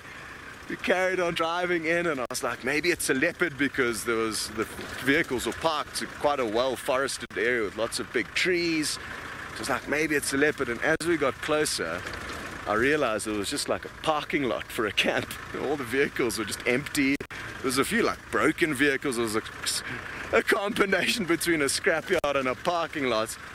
But there was certainly no animals, and that happened live on a Nat Geo TV show, which was far from ideal, but I guess it was funny, and it makes people realize that we are entirely live, because no director or producer would have wanted that to happen in their show. Very good. Cobalt, I know it's taking long for me to get there, but we are getting to my secret spot that I'm taking you all the way to, and we're going to send you across to Sydney. Sounds like it's got quite an exciting situation on foot. I am right here at Tingana's kill. Tingana managed to get hold of the warthog yesterday, and I can see now the warthog is hanging up by the trees there, by the branches. You can see quite a lot of red meat is exposed there. It seems like the warthogs, they've got quite a lot of meat for these big cats. I can see that it is hanged by the tamboti tree and is hanged very high up. Earlier on, Tingana was here. When we got here, we saw him. He's just somewhere hiding in between the bushes there. But there's no competition at all. I can see that his food is safe at the moment. No hyenas, nothing. Hyenas are high up there bothering Hosanna at the moment. So here, there's nothing. So the leopards, they do catch the animals such as the warthogs. And sometimes they even wait for them until they come out from the burrow, and they catch them as they come out. Sometimes they chase them right into the burrow, and they catch them before they go in there. So the warthogs, they are very well equipped with those kind of canines coming out, the tusks, which can be very sharp and dangerous to these big cats. So they've got to be very careful when dealing with those kind of herbivores, those kind of warthogs. So we're not going to stay long here because we don't want Tingana to get irritated.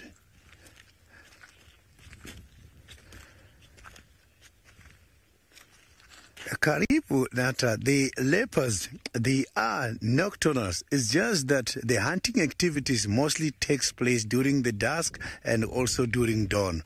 So in between the hours at night is when they are also relaxed, but they do also hunt at night. During the day, they get highly discouraged by the hot weather. That is when you'll find them sleeping or digesting some of the food that they ate in the morning. Afternoon, they give their stomach much time to digest. They don't do a lot of activities during the day. However, their activities during the day can also be determined by the weather conditions. When it's overcast, they can even conduct some of the hunting activities.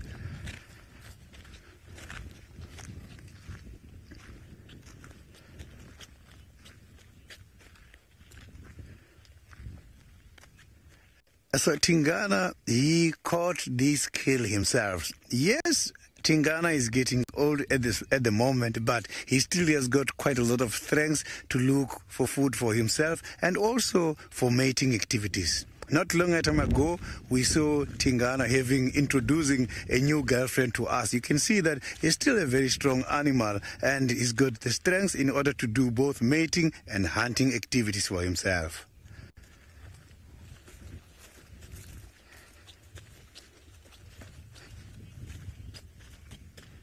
So now, let's go to the Buffelshoek Dam area where Taylor is looking for something. I'm not too sure what she's up to, but she's somewhere there.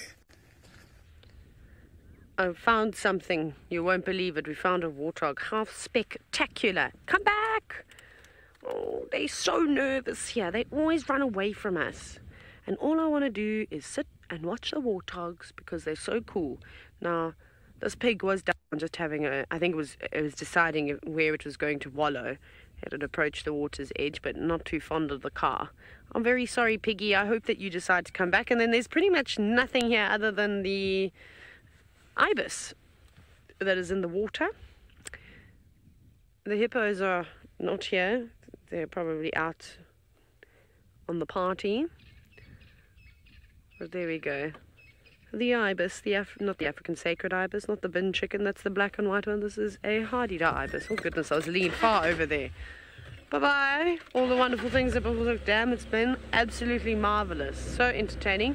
Not even Winston Churchill is here, or his friends Aretha and Benjamin Franklin. Very upsetting stuff this morning. Other than I think it might be a very quiet drive. I'm just preparing all of you now. It always does it. You get high action in the beginning, and then sometimes you get dying mongoose in the last 20 minutes of game drive, but that's not always the case. Most of the time that's not the case at all. So just be prepared. Be prepared. Be prepared instead of be aggressive. Sarah, no, I don't think that warthog had mange at all. He said something about its back legs. Probably just crusty, because maybe yesterday it was at the same spot at the spa in the mud. So I don't think you need to worry about it. But again, mange is something that does occur in the drier seasons. Remember, the immune systems of these animals are slightly less because they're not getting as much nutrition as they normally would, so they naturally start losing condition, muscle tone deteriorates, they lose weight. But this is all part of the ecosystem here within the Sabi Sand, so within this greater Kruger. It happens every single year. Warthogs take a lot of strain, and so do the buffalo. We've seen this, and for me, those two animals, you can really see the effects of a drought. And then hippos, of course, do too, and that's just because there's a lack of grazing. There's no grass. The animals that kind of feed on the leaves, they can make do, but they have to start eating plants that maybe don't taste as nice. Like they might have to start feeding on more jackalberry leaves and more quarry leaves, which is not ideal, but it's just one of those things, or sickle bush or whatever it may be. So so something like mange, which we were talking about yesterday, is a parasite that feeds on the hair follicle. You can find it in the soil. It hangs around for quite some time, and they can pick it up fairly easy. Once we get a bit of rain, that normally takes care of mange. But I don't think many animals will get mange as badly as the Styx pride, so that group of lions that has been plagued with it for quite some time now. I don't think they'll get it as bad as that, unless they are really unhealthy and not doing too well. Then yes, then that's the perfect opportunity for mange to thrive. I've seen it before. I've seen it with the southern pride. Remember I told you about there was a lioness that got sarcoptic mange. I mean, she hardly had any hair left on her. She almost looked like the Styx cubs, but an adult lion version. And then she made a full recovery. It took a bit of time, but we all thought that she was going to die, and everyone was saying they can't come back from that, they can't come back from it. She was struggling, she was thin, and she did. It was amazing. She even then had cubs. So pretty epic. Animals can do it. They're tough from us. Remember, they're a lot more resilient than we as humans are, and the conditions that they're exposed to are a lot more harsh, from temperature change to a variety of environmental factors that could affect them. I don't know why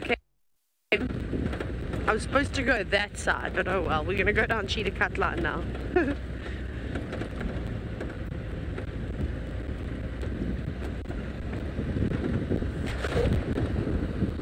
Sarah, I haven't actually spent much time in the Sabi Sand this year. I got back in March or February, sorry, and then I left again in July, and I've just come back. So I wasn't here for rainy season, and then I was left to go to Kenya last year in August to February, so it was 6 months. So I don't actually know when the last big rains were, because I just wasn't here, but I'm pretty sure from all of Tristan's sogginess that he endured over, when was it, December? Liam, didn't you come back to Djuma for a while? You did. What was the rain like here? Normal. VM says it was better than last year, so that's kind of good news, but it was late. When did it arrive? Like December? Or January? Or was it November? And it continued raining for a while. So VM says they actually had most of the rain was in April and May. So typically the rainy season in this area can start from Normally it gets going in October, but you have your first downpour in August, September, which is always so exciting. And then it continues. So yeah, we had a good amount of rain, not as much as we need. Obviously we're still trying to recover from a drought in 2015, which was particularly bad, and it's still evident. I mean, the dams just haven't been at those sort of water levels for quite some time now, but we'll see what happens. We will. Right, we're going to carry on going down Cheetah Cutline and hope that my mistake brings us elephants. Maybe we'll have to pop onto Chitwa. Or if you go to Scott, who's also just doing what we're doing.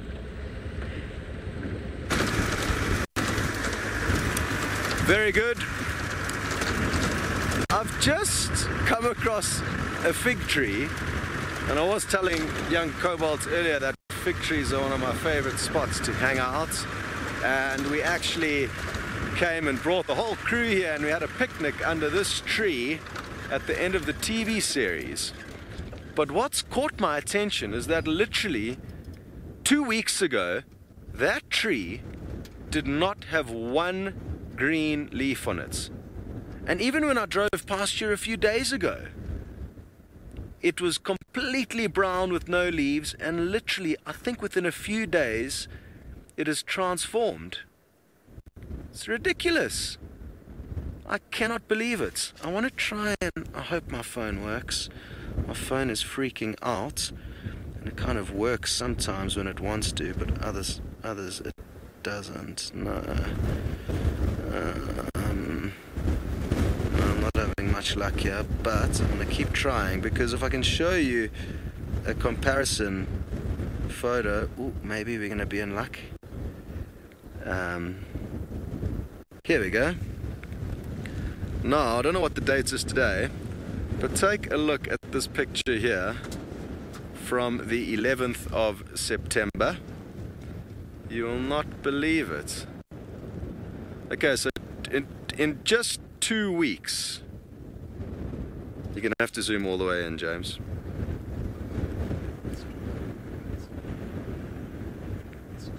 The light isn't good here, which makes it tricky. But you've got an idea that there's no leaves on that tree 2 weeks ago. And now it is looking absolutely beautiful. Very good.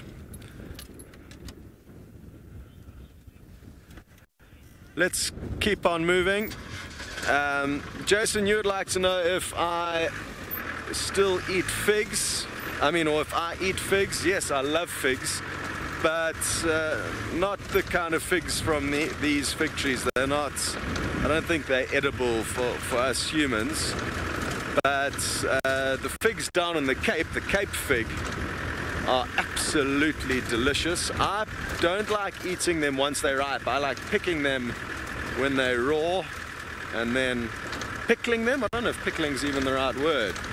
And then, yeah, you kind of boil them and preserve them in a sugary solution, and then you slice them up along with some cheese.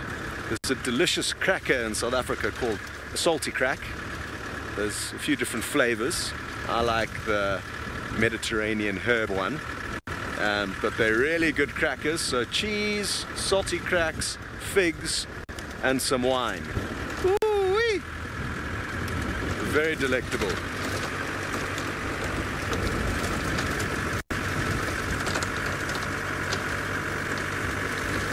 So, I'm gonna need to say goodbye to you guys shortly, because I want to prepare myself for the reveal of one of my favorite interesting spots in the Mara, which has been a request from young Cobalt. I've taken about twice as long than I said I would to get here, but we are nearly there. So I'm not sure who we're going to send you to, either Sydney or Taylor, but one of them. And it is Sydney who has got some impala.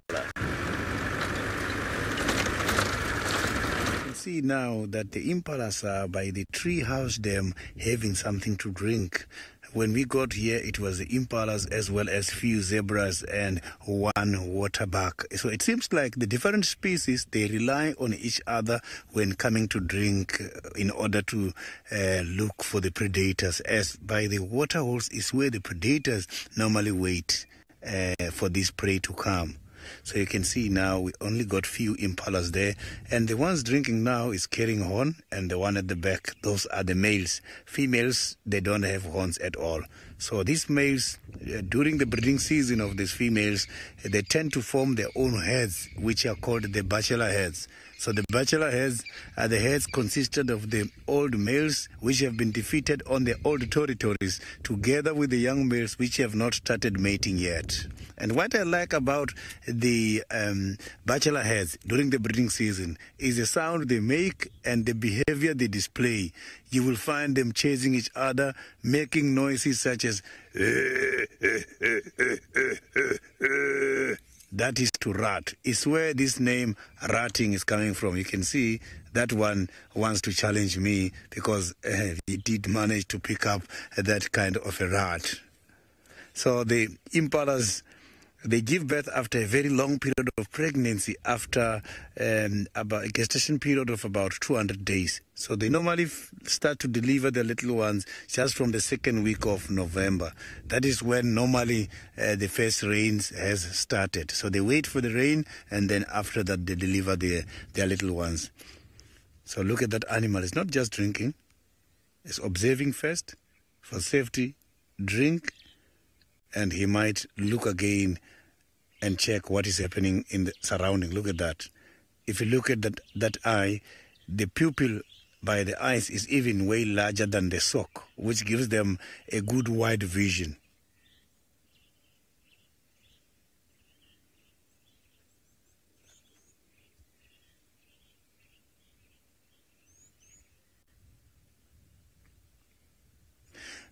James, I have witnessed a successful hunt on foot before. I was on a guided walk one day, that was many years ago, while I was still working for the South African National Parks, and I was lucky to see lions catching a warthog. So it was just two lioness, and they managed to corner a warthog and they took it against the fence. So that was my only sighting on foot. It's very, very rare to come across a sighting, a kill on foot. But also driving, not all the guides have witnessed that. So you can see now that these animals, they are starting to move away from the tree house dam. And there's even a lovely bird there that they left. That bird, if any predator decides to come here when these animals are drinking, probably the bird is going to inform all these prey animals that, look, danger is coming, be careful. So that is how it works. Animals depend on each other in order to spot their predators.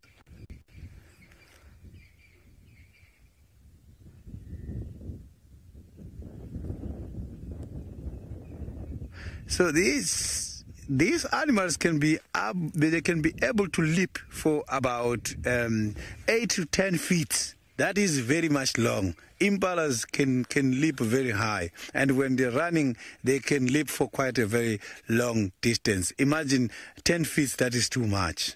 But I think the body is well designed, flexible for them to run very fast. It's just that during the hunting activities, the predators, they run fast, and sometimes the prey only sees the predator when he's there.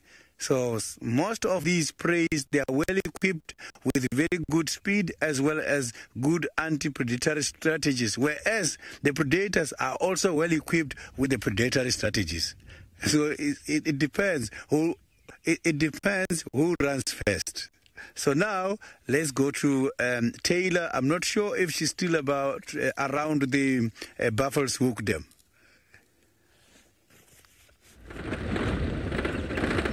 Right, good luck, Scotty D, with your little mission. Sounds so exciting. Sounds very similar to our last day in the Mara, which was an exceptionally pleasant one. Obviously, after the last show we did for the Gauntlet series, we all decided to go on a last bumble into the Mara, which was really epic. So we all climbed on a vehicle, and we had such a nice afternoon bumbling about, picnic at the fig tree. It was so pretty, it was so nice. Okay, right, up we go. We were going to go into Chitwa, and then I went, let's go see what's happening around this side. Maybe we'll try pop past Tingana at some point. So I'm just going to quickly check Twin Dams, which is just here, just up and around the corner. But I know I've been saying over the last little while, I was like, nothing drinks there anymore. And then VM and I drove past here yesterday, and there must have been about 300 Impala. They were all here having a drink from the dam, so I take it back. Apparently Impala like to drink here. It's like the home of the two species of animals that plague the Greater Kruger, the Impala and the Egyptian geese. They all live here. Oh. We always have to, oh, please stay. Let's say a quick hello to, no, we might not be able to. Oh, there they go. I just wanted to say a quick hello. Oh, here are the rest of them. Apparently all the guinea fowl come here too. I really do enjoy watching these birds.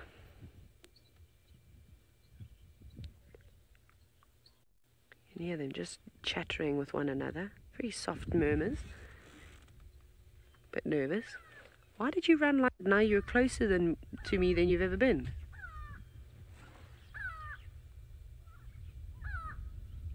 You can also hear the go-away bird now. Hang on. Is it that battalier that's maybe was flying around? I'm just reversing quickly.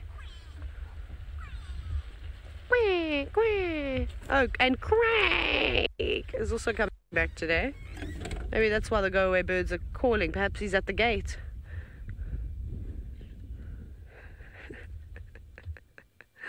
I don't know. I think they're just excited with life. Okay, thanks for alarming at nothing. Got me all excited. Oh, here, look, I'll show you the 300 Impala that now live at Twin Dams too. Okay, there's not 300 today, but there's a few. Oh, there's also a hammerkop.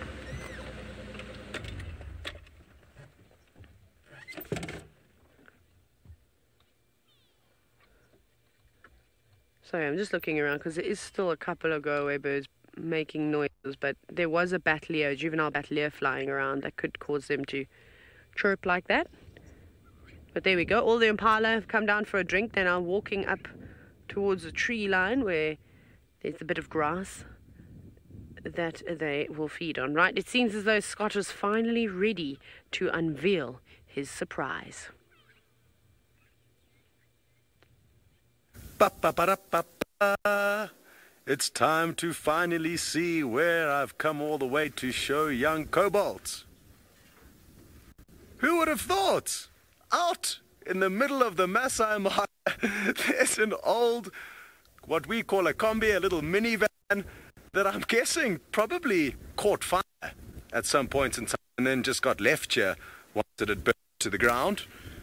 Brent actually found this spot quite a while back, and interestingly, let me jump out, it's not very comfortable in there, there's no more cushions on the seats.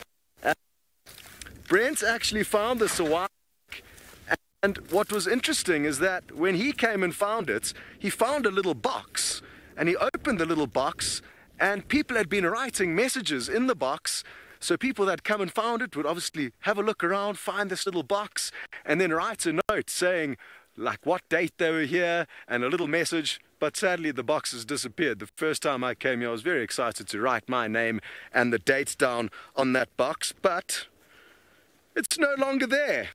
It's called a geocache, I'm told. And basically, Cobalts, there's lots of places all around the world where people try and make kind of like a treasure hunt. So you can go onto the internet and find out roughly where people have hidden little Tupperwares or boxes with little notepads in them, and then people go and look for them, and then they can write their name down on the list. So that's an interesting spot that I don't know if you had seen before, Cobalt, but I thought you might enjoy seeing me in my new car. Cool. While I was sitting there, I all of a sudden thought, I wonder if there's a snake living in here, and I started looking around, thinking there was going to be a big slithering serpent in there. Okay. Now, Cobalt, the good news is that coming into this area is useful because this is where the Sausage Tree Pride hang out. And we're going to keep heading from here into the area where we last saw the little cubs. And hopefully that will be the next little treat for today's safari.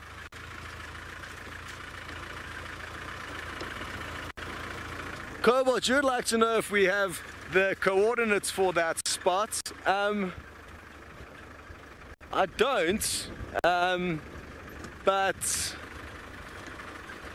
it's easy to get to. Basically, if you ever come here and want to look for it, if you head from an area called the Salt Lick towards the cattle track, there's only one road that takes you from the Salt Lick to the cattle track. You will see the beautiful big fig tree, which is just on our left, that I showed you a little bit earlier. There you can see the big tree over there, and it's directly to the north of that. So we're about to get onto the cattle track where we are, so it'll be easy to get to. And even though I won't be here when maybe you get to come and visit the Mara, I'm fairly certain the SafariLive team will be, so they'll definitely be able to help get you closer or get you straight to it.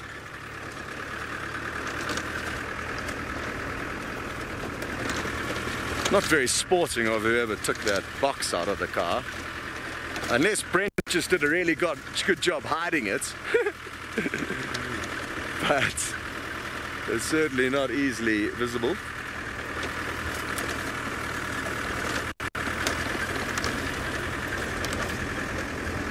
Alrighty. Not as many wildebeest cheers as there were yesterday, and it's really interesting how much they move each day and also move during the night. They don't sleep like we do at night. They do a lot of their moving at night, so you tend to kind of wake up in the morning, come out expecting to find a whole bunch of animals where you left them the day before, but alas, when you arrive, they are gone. Just want to stop and see if James can snipe a family of warthog running off there. I think they're just about to disappear behind a little hill. Yeah. Lots of youngsters there. There they go. Ding, ding, ding, ding, ding. I really wish warthog weren't so nervous of us. Whenever they see us here, they just run for their lives, which makes us showing them to you a little bit difficult. But there we go. Look at all those cute little bubbers. One thing I've noticed that's interesting with these creatures is when mom stops for a poop, all the babies will stop and do the same thing. And that's just what happened there. We just caught the end of it, but they literally follow their every move. Now, there could actually be two mothers that have joined together here with two sets of piglets. There are some more coming that'll hopefully catch up with these ones. And a zebra.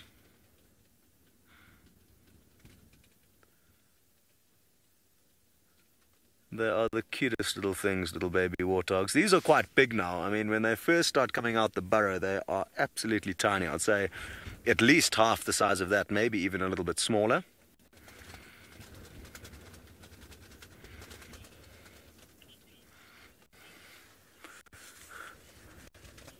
Kelly, you'd like to know how many babies can a female warthog have per kind of litter? And I think it's 6, possibly 8, but you very often only see 4. I might actually be talking rubbish. Maybe it is only 4. And that's why I think it could be 2 mothers that are here with 2 different sets of piglets. But very, very often we only ever see 4 with 1 mother. That's not to say, obviously, that they haven't lost a couple. So if anybody wants to get to the bottom of that, sorry, I don't actually know definitively what the answer is.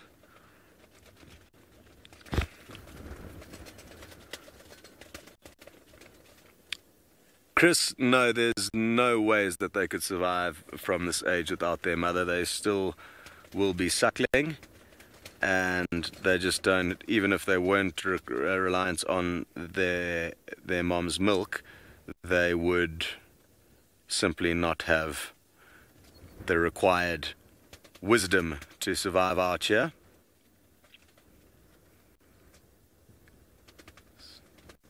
Very good.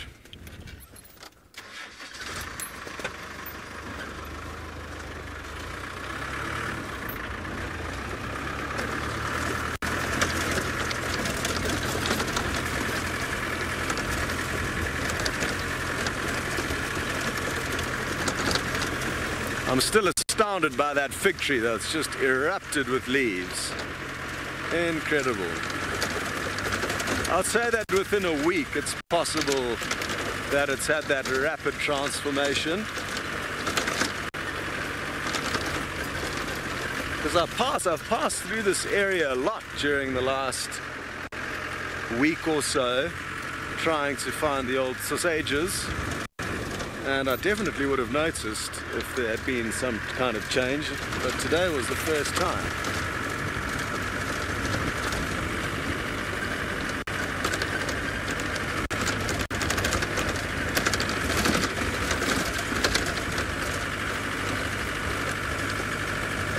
Carol, no, male warthogs do not stay with their girlfriends and help raise the kids. They do their own thing and simply mate with the females and then leave them be once they've done with mating. So yeah, warthog mummies have got their work cut out for them. Sometimes what you find is that the previous litter may hang around with their mom until the new litter, until they're probably around 2 years old. So you sometimes find over there that could have been a mother with one of its previous youngsters that's still sticking around with her and the new litter. So yeah, that's the only kind of assistance that they get from their youngsters from previous litters. Alrighty, well, we're about to get onto the cattle track, which is going to take us directly into the last known position of the sausage tree pride. So with a little bit of luck, we'll be able to find them. And while we head on with that mission, we're going to send you back to Taylor, who's just out and about hoping to come across something.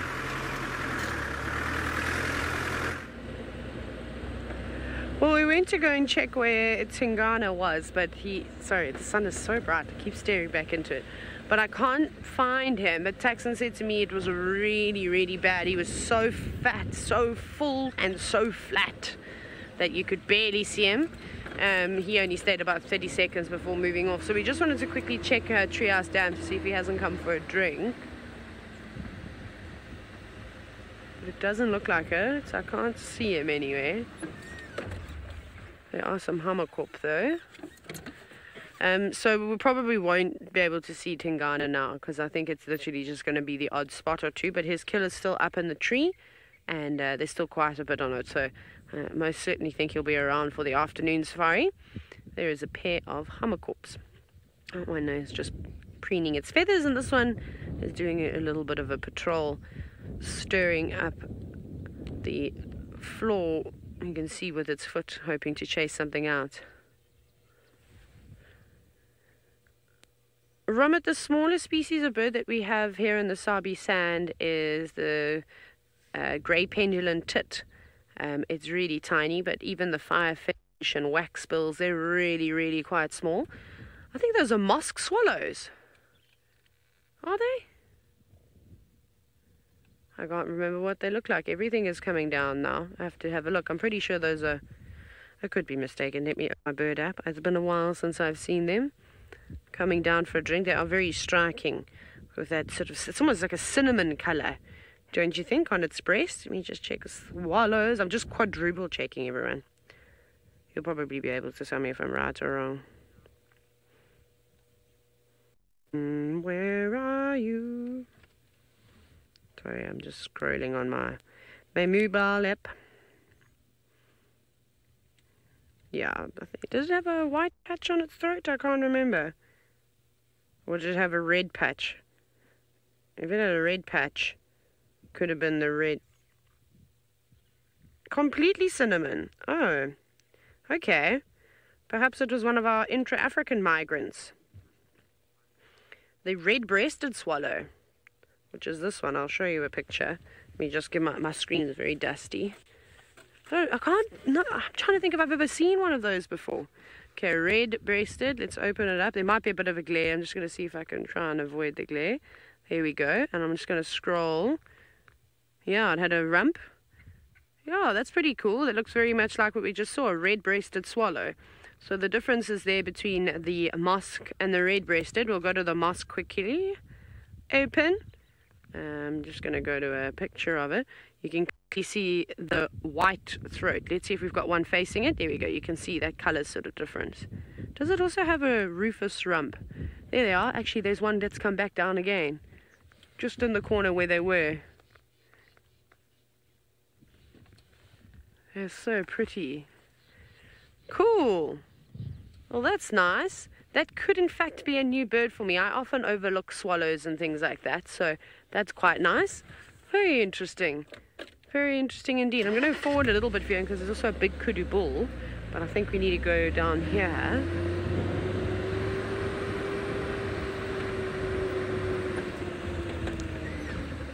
So you're going to do a big turn, but in the distance, look at that. Beautiful animal. Quite a large fella. Not the biggest kudu bull I've ever seen, but look how he's having to act like a giraffe today, the way he's really utilizing his neck and stretching up, trying to pluck a couple of leaves. It won't be too long though. A lot of the trees have started to green up already. A lot of the knob thorns are getting leaves. I've even seen 2 or 3 marulas with their little green leaves starting to develop. So the bush willows, the same thing is kind of happening. The bushman's grape, they're also starting to sort of change color. And now, are you tangled? Don't worry, that happens to me with my hairbrush all the time, could you? I know the pain. It gets stuck in there. Very nice. Nikki, do you know how hot it's going to be today? Because the fact that it is 25 to 8 and it feels like it's already 29 degrees Celsius makes me think that we're going to have a scorcher, VM. I think we're going to get to like 38 today, or 39. That's my guess. That is my guess. What else have you seen? Oh, there's the sun. You need that red hawk. 38. Okay. Awesome. Thank you, Jake, for telling us that. That's warm. Pool party it is. Here at Treehouse Dam. No, probably not a treehouse dam. Right, we'll keep missioning along to see if we can find any more birds I haven't seen before. But if we go to Sydney, maybe he's looking at tracks. I wish you all the best on looking for the birds that side. And here I've got some of the evidence showing that the birds, some of them are getting predated here most of the time. Ground, I have picked up just a feather here, and this feather, I'm going to ask a very simple question from all my viewers who can identify this victim. I can see that one of the birds has been caught in the area. So some of these birds, they predate each other. Big birds predating small birds. But here, I can see this is one of the lovely birds. Looking at these different colors, who can help me to identify this? I know what it is, but I just want to see who can guess right.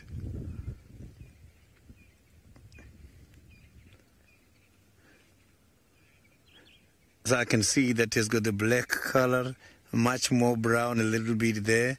And you can see the navy blue.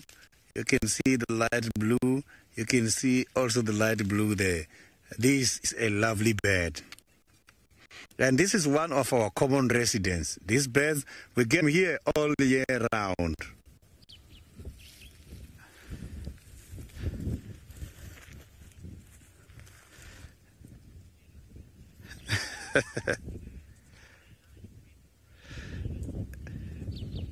Trash and Indigo, you are right. Congratulations, you have won because you answered correctly. This has been a lilac-breasted roller.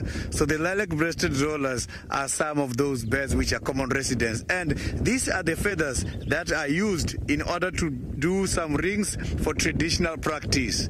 So when we get married as vendors, we take this kind of a feather and we have to make it round and develop a ring, and then we put this ring here and we give another ring to the partner, and then that is how we look at here. Senzo has got a ring. This is how we do it. I'm going to show it from here. So we make a ring like this, and this ring is the one that we believe is going to solidify the groom and the bride, and we are hoping they will have a love-lasting relationship. I'm not saying Senzo's one, because it's silver, is not going to have a solid relationship, but but that is the belief amongst the vendor people. We believe that kind of feather is going to solidify the two partners. So now I am looking for some of the big animals. Earlier on, I picked up a noise in this area, and it was an elephant trumpeting. Hopefully, we might see the elephants before we finish with the guided walk. So, looking for the elephants still together with the other tiny little interesting insects.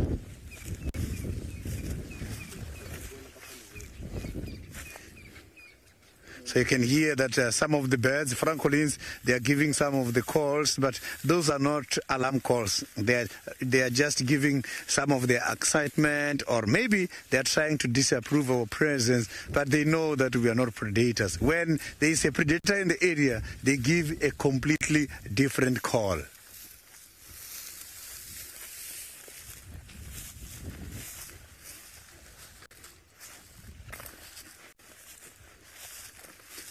So I can see that here, where we are, some of these trees, they are starting to grow back the leaves. And when the leaves are back, we're going to talk a lot. Because this one I am having, if you look, this tree is very much difficult to identify it at this stage. But when it's got leaves, it's easy. The leaves, if you look at them, they look like the mouth ears. It's called an ear mouse tree, but it's very popular by the name Combretum russet bush willow, is the Combretum hereronce. So this is one of the very medicinal plants where you can come and take the roots and use them, the leaves as well, in order to prevent the heartburns.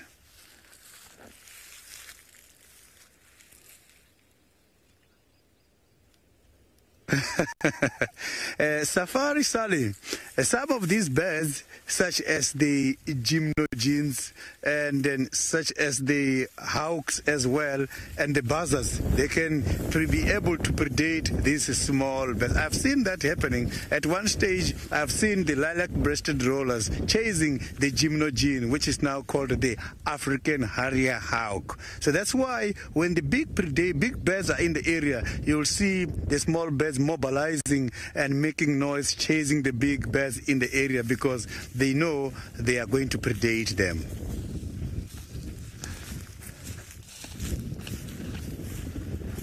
So now let's go to the Masai Mara and see Scott is driving around the property.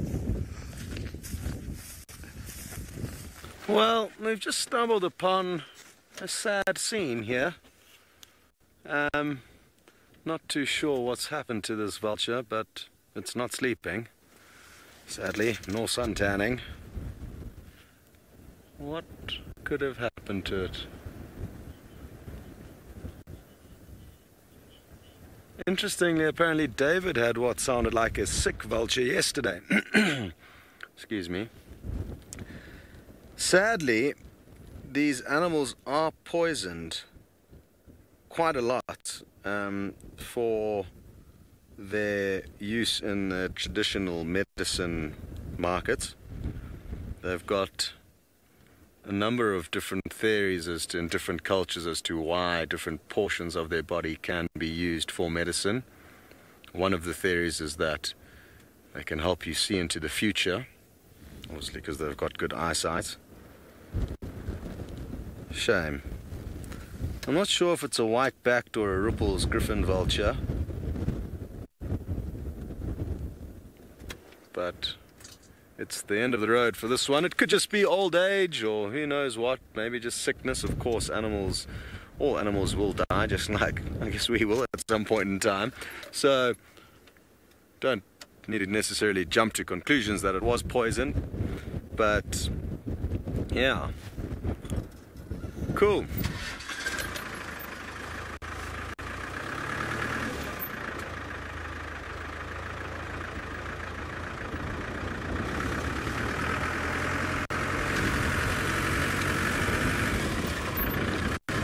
Now, it would be interesting if it was the same individual that was with David yesterday, but Nikki, who's directing the show, wasn't directing yesterday. So, unless any of you recognize this area, it actually could have been from the morning drive, because David was in this area yesterday morning, roughly.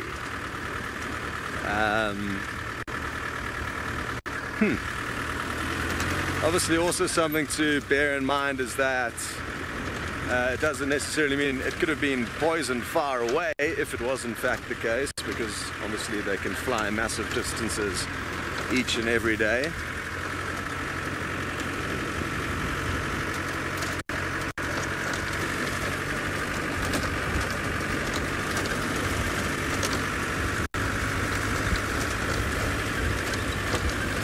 Flying high, you would like to know if other vultures would feed on that. I don't know. I've never seen a situation like that. There's a chance they would, but at this time of the year, with so much other food around, I think most predators that ordinarily would eat that when they're desperate, or most scavengers that would eat that when they were desperate, would not, simply because they're just so spoiled for choice at the moment with the migration in town.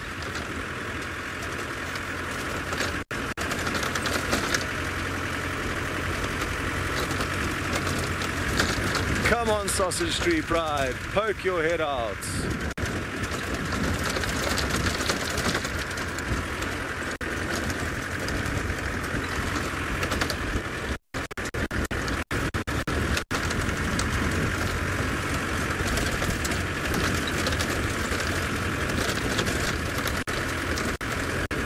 Captain Dulshom Strom, something along those lines.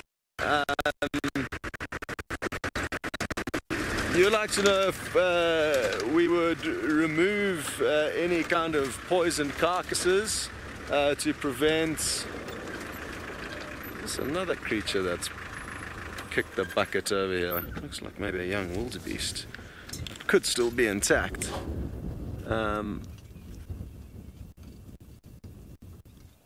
There's vultures, but it is a young wildebeest. You can see all of its fur still intact, but it looks like most of the meat has been on the vultures using their long necks. And you can also see all the feathers there to get in and around between the skin and the meat. Ordinarily, no, we don't get involved in that kind of a stuff.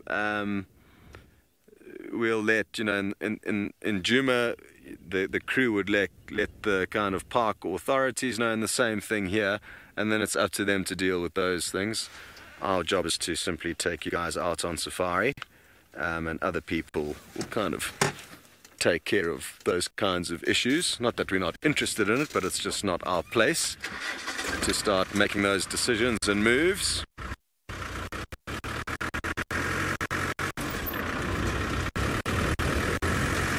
But it's a good point, good question. If in fact it was poisoned, it would be useful to let the people know. And I can actually see a park ranger car in front of us, let them know. And then they can do as they please. Very good. I'm told the signal's a bit shaky, so we're going to send you across to Taylor. I think that's a very good idea, Scotty. Hopefully it doesn't come to that vulture was poisoned, but it is unusual. I suppose things do die. Anyways, we're just bumbling. The wind is now picked up a hurricane. We're holding on to our hats. It's not really a hurricane, it's just very windy. But I suppose that's this time of the year, August and September. It's not the greatest in terms of wind. But I'm noticing in the evenings, later in the evenings, it's actually quite pleasant. Kind of cools, what has been cooling everything down quite nicely. Otherwise, it's going to be 38 degrees Celsius. Oh my goodness. That's too crazy. I'm already hot and exhausted just thinking about it.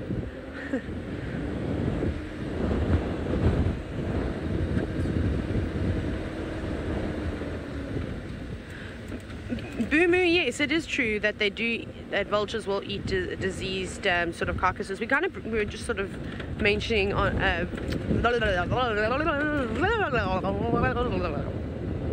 me try that again. Right, now that I got my mouth gremlins. Can you call them mouth gremlins? I don't know. The tongue, the what? Says you have to brush daily. I brush my teeth like 500 times a day. My dentist shouted at me now when I was on holiday. She was like, Taylor, you're brushing too many times. I've told you to stop it. You're allowed to brush your teeth twice a day, but if you really have to, you can brush your teeth 3 times a day. But I don't listen. And she's like, you're gonna wear your gums away. I always floss. I floss every night, Nikki. Yes, I practice good oral hygiene. I try. My dentist is always very happy. I hadn't been to the dentist for like a year either, because I was on the Mara and then I was on holiday and then, you know, just didn't have any time. So it had been like just over a year that I hadn't been to the dentist, and I was like, yeah, no cavities. Although I've had all my back teeth sealed. Sneaky. Beating the cavities, you know. Well, just working the system there. Anyway, so I'm sorry, but we're talking about vultures and diseases. So yeah, so they're able to raise their temperature higher and I suppose kind of just avoid the disease in general, which is pretty cool. Perhaps that disease can't stand such a hot temperature and then something happens to it. I don't really know though, but something along those lines. Anyways, there's obviously a lot of poisoning that happens in South Africa. There's nothing you can do about that, right? And not just South Africa, but in general. So it's always I suppose it's the first sign if you arrive at a crime scene, shall we call it, where there is a dead animal on the ground, and as soon as you see dead vultures surrounding a carcass, then you're like 99% of the time you can say, without even doing any tests, that this animal was poisoned. They're obviously trying to bait it. They use vultures for a variety of different things. I mean, they've got beautiful feathers, firstly, but not pretty in colors. But the Sangomas believe that vultures can see into the future, obviously because we know they can see very far. I'm sure they use their various body parts for all sorts of brews and concoctions and things like that, and that mean all sorts of things. So yeah, it's pretty hectic, but lots of animals get poached out here. It's not just you know, lions and elephants and rhinos, the ones that everyone talks about. I mean, the pangolin, we know, is the most poached mammal in the world. Very sad about that. Oh, okay. I don't know what to do. I don't know if we're going to find any elephants. I mean, I would like to see some ellies, just like Sydney. And so we'll keep on looking. But I think we'll go the long way around. Oh no. My safari, you're going to catch me now because I don't know how many birds. I have no idea how many birds I've seen since I've been here at Wild Earth. And then everyone keeps asking me what are my total of birds, and I have not sat through. So I got distracted. I saw a hair on my jacket. I had to remove it. Sorry. It's the ADD kicking in there. So I know, I'm always distracted. It's so hard to concentrate. I cannot tell you how challenging it is for me to concentrate. So I don't know, and I think that's the reason why I haven't counted my bird book. The birds in my book, I've tried. You'll see, I get to like a point, like I get to like page 200, and there's like 600 pages in this one bird book. And then that's the end of me. I've definitely seen a whole lot of new ones, obviously traveling to the Mara, where I hadn't been before, to Kenya, so I got to add quite a few. Not as much birding as I would have liked to have done, But I mean, it was nice just to get like sort of a base and get kind of familiar with some of the bird species that occur there. I don't know how much birding we're going to be able to do now because it's so windy. I haven't actually even seen anything perched on a tree or even flying by, which is kind of what I'm looking for now. We might have to end up doing a birding safari for the rest of drive. Scanning. We're in my favorite area with all the guarri trees now, which would be a good spot because it's hot, it's windy, maybe some of the birds have perched themselves. So I'll keep scanning on the branches. Let's go see if Sydney has found the elephants he was looking for. That was a very interesting story about the vultures. Yes, indeed, there's quite a lot of traditional beliefs with regards to the vultures. As some of the tribes, they believe that the vultures, they are very good dreamers. They believe vultures can also find food from the dreams. So they can be able to dream where the food is going to be tomorrow morning. And they believe that the head of the vulture can help them in order to dream too. So here I have got something which is very, very interesting. You can see it's going to take me how much effort in order to get to the top. This is a very big house, and this house has been done here by the termites. So you can see that this is very, very much high. And these termites, I want to tell you a very interesting story about them. So the termites, they've got two types of soldiers there. One is called the Nursuit soldier, another one is called the Mabula soldier. This Nursuit soldier, they've got some frontal gland here, and it's called the fontanel. Here by this fontanel is where they can be able to shoot against their intruders. But they are limited because they cannot shoot consecutively. So each one of them has got only one opportunity to shoot. So it means when one shoulder shoots against the intruder, cannot shoot anymore. Another one must have to respond. And apart from that, the old-aged workers, they develop some of the sac, it's a toxic sac at the back of the abdomen. So it's like a backpack which is full of the toxic chemicals that they are using in the act of a suicidal sacrifice in order to kill the intruders. So these old-aged workers, they go to the middle of the intruders and they explode. And they explode kind of a glue, which is a chemical which can be able to kill some of their intruders. Amazing, isn't it? So these insects are so very much well sophisticated. And every time there's quite a lot of things to talk about them. So we are going to carry on now and see if we can find any other interesting animal or interesting insect.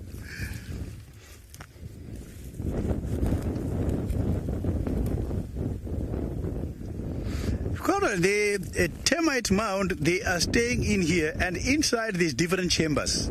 There's chambers which is consisted of the gardens. They've got gardening where they are planting their own fungus and they are farming it and they are feeding it, and they've got chambers that they're staying in, and other chambers as well in order to run in for in case there is danger. But these termites, they are not just like everywhere, but I can promise you in here there's about millions and millions of termites.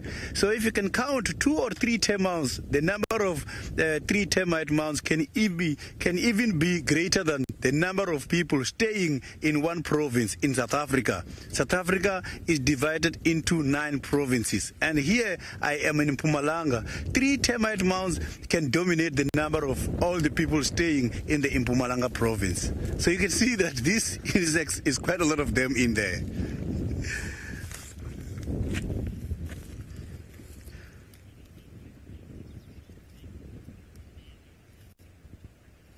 So, hello, I haven't got any kind of a record about the new discoveries on species, but I know species, they are getting discovered most of the time. But soon as I get well updated on that, I will share the kind of interesting information about the new discoveries.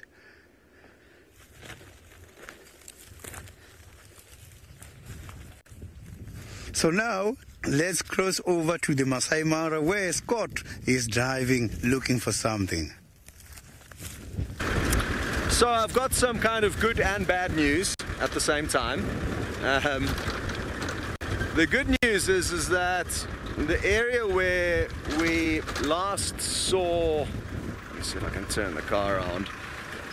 the mother of the 2 sausage tree cubs, she came directly to join another 3 members of the pride, directly from one of the ranger stations.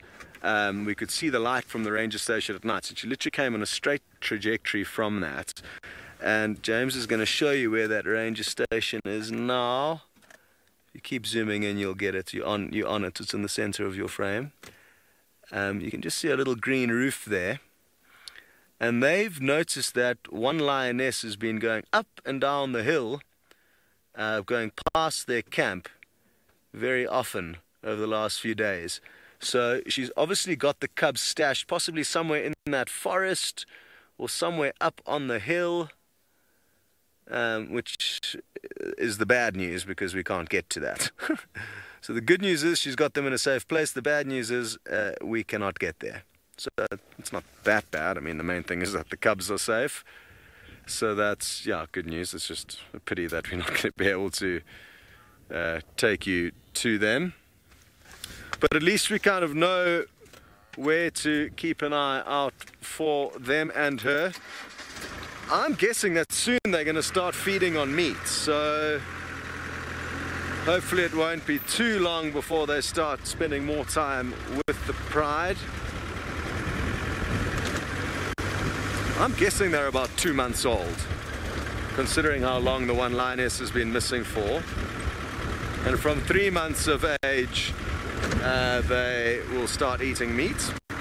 Jane, you've just said it's awesome news. It is. It sure is.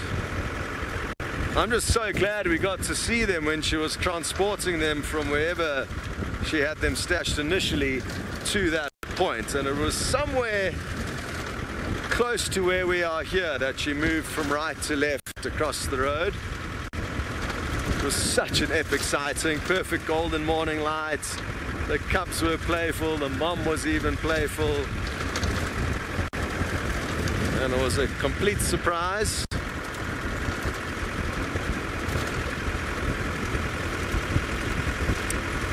Hello, you'd like to know how long will it take for a cub to reach full maturity?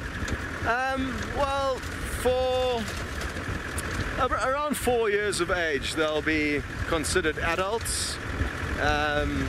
Lioness possibly, or they'll become sexually active before young males would. So anywhere maybe from around 3 years of age, actually the lioness would possibly become sexually active, whereas the young males will probably only start doing their thing from about 5 years of age. Haven't seen one of these guys for a while. They're the coolest birds. Well, one of the coolest. I've never seen one plundering a snake, and that is something I really would love to see happen one day. Here they mainly hunt locusts and grasshoppers, from what I've seen. But they do have the skills and the tools required to catch snakes. They thump down with their feet onto the snake's head until eventually it's dead. Beautiful pink mascara. Is it mascara? No. Which one's mascara?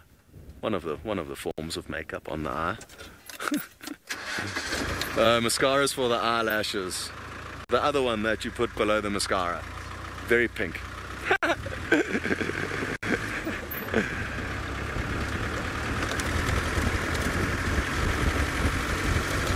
I think they often do. I mean, I don't think that one was ordinarily more pink than another that we see. It's just the light was perfect as it turned its head, so it really glued. She had beautiful pink eyeshadow that she had applicated. I would guess Maybelline.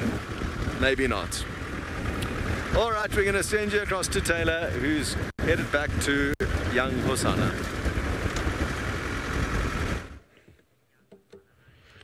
I don't know if Hosanna is wearing any particular brand of makeup today. No, not today. Oh, he did have a really nice, deep, it was almost like a red wine, a young red wine colour on his lips at one point and the rest of his face. It's obviously he doesn't know how to apply blush very well, but he's removed it. Good job. So we just found him. He's just north of, from basically where his kill was. He's just laying in the shade, just off next to the drainage line. So I'm sure he's gone and he's had a drink. You can see he's cleaned himself up nicely, and that means that he's probably going to get ready at some point to find himself a really good spot to have a bit of a siesta. He's still up and looking around though. I mean, he's not overwhelmingly full. I think it was just enough kind of to sort of hit the spot. But I think tonight he'll have to go out on patrol again and find something else. Yes, there we go. That was a deep sigh. Oh, sorry, Lulu. You've said Hosana's got necklaces. He doesn't need makeup. Yes, perhaps you are right then. And now we have the classic Hosana sleep. There's quite a few animals still around, lingering in the area. So it's a good spot for him. Water close by. There's nice shady spots. If he gets desperate, he can go munch on a bit of old carcass up in the tree. He'll eventually have to move from here, though. This is not going to stay shady forever. He might actually struggle a little bit later into the day.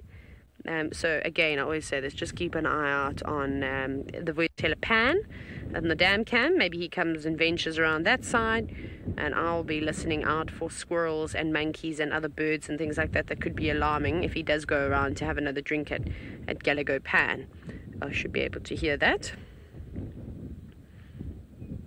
But now it's sleep time, and this is typical. We all know once these big cats have found themselves a good meal, they want to have a good rest to regain their strength. I mean, it sounds like Hosana has had a very busy day. He had to fight off hyenas to get his kill back, and then he took it in the tree. Then there was another altercation between him and a hyena. I mean, it's so exhausting. I'm tired just thinking about it now.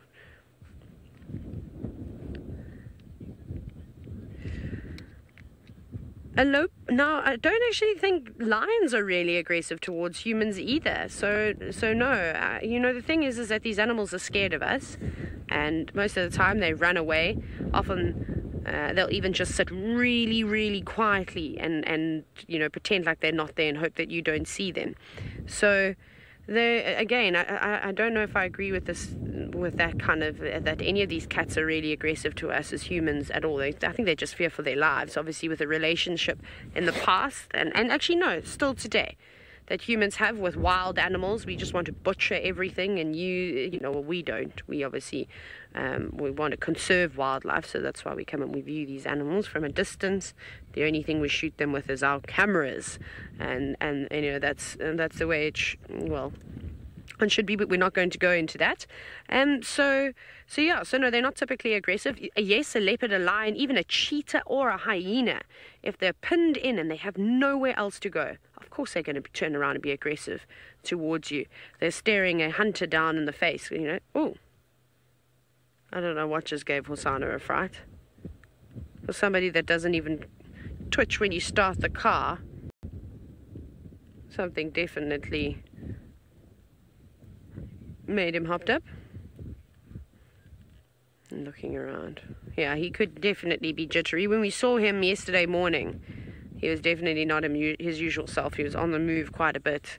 He wasn't staying out in the open areas for very long. He was sort of like scurrying across the road and then into a thicket. So I hope that every time Hosana has these interactions, that he learns a valuable lesson. He's just young though. He can't help himself. His body's far too big for his mind. We see it. He's so clumsy as well. He hasn't quite got the hang of being a leopard just yet, but it does take a few years. Okay, well, I think we're going to probably leave Hosana. We'll let him carry on with his day. Enjoy. We'll see you at the tent, will we? Maybe. Might see him at the tent. That'd be a good spot to go and sleep. Right, now as Hosana lays down on the ground to rest up, it seems as though Sydney's also taking a break. I have got one of the lovely droppings here, and these droppings, when looking at them, they are nice and dark, and they've got a very shiny coat there. So the easiest way to distinguish these droppings from the other droppings is to check the following. So if you look at this, it looks like a kidney. Can you see that? This looks like a kidney or the bean. So this tells you that this has been a zebra droppings. And if you take the two zebra droppings like this, they develop something like a buffalo track. Can you see that? They develop something like a buffalo tracks, because the buffalo tracks, they are also more like a kidney shape or a bean shape. So these kind of droppings, some of the people, they've got a strong belief on them, specifically the gamblers. They come and take the zebra droppings and they do bath from the zebra droppings in order to have some luck when they are going to their gambling activities. So in other words, this is one of those droppings people can use as a charm. Senzo he wants them. Unfortunately, here from the wild, we are not allowed to remove anything, because this is not just droppings. It's a dropping now, but it's a source of food for the other animals. So we don't want to create imbalance between these insects and the big animals.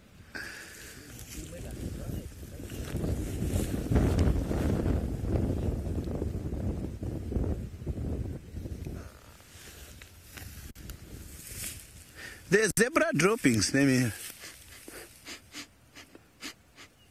zebra droppings, they don't smell bad. When they're fresh, the smell is very much distinctive, but now it smells more like snuff. It's not bad.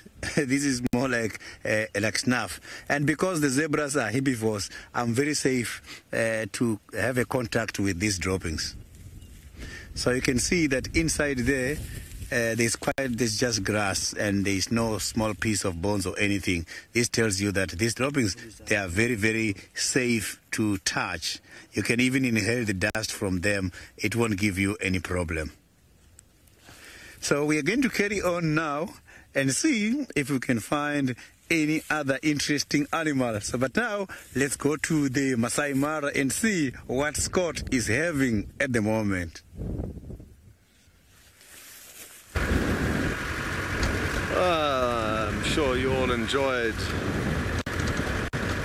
the poop with old Sid. I am planning to make my way to the Mai River in the hope that we may either find some crossing action or maybe Scarface. I would love to see him once more before I leave. Michael, you would like to know where the Owino Pride has gone. We've got no idea. It's very tricky to keep track of these animals. They've just got so much space to move in, and so few vehicles traverse the area where their pride is. There's also thanks James, it seems like we've got somebody that's in more of a rush than we are. So the area where their territory is, there's very few roads, which also makes searching difficult. Yeah, so we're not sure where they are.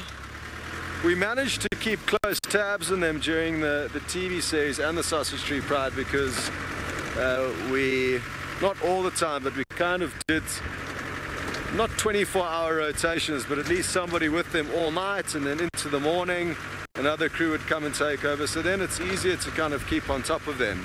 If you don't do that in this place, you can go for weeks without seeing the lions.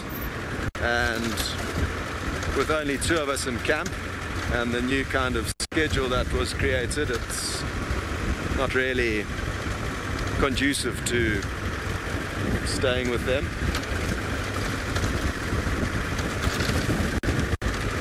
Carol, you'd like to know if there are any caves in the escarpments. I'm sure there are. There's some areas with like a lot of big rocks where there could be caves underneath them. But I haven't done enough exploring along the escarpments to know of any, exact ones, but I'm guessing that there will be, due to the rocky areas that I've seen from a distance. Could well be.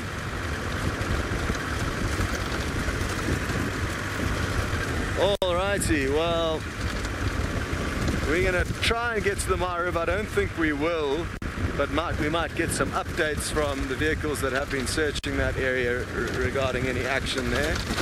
And while we do that, we're going to send you to Taylor, who has found some zebra. I've got the McCurdy Hurdy. No, they're not the McCurdy Hurdy because they very quickly ran away from me. But that's because it's windy. It's so windy now, you can hear it, I'm sure.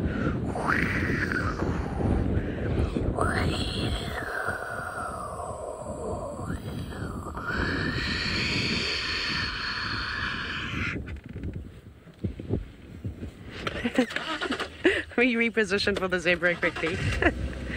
Don't you think I should go in and do special effects sounds, Javier? Did it sound very windy? Did it sound like a storm, like a hurricane out at sea? Like a blizzard, exactly.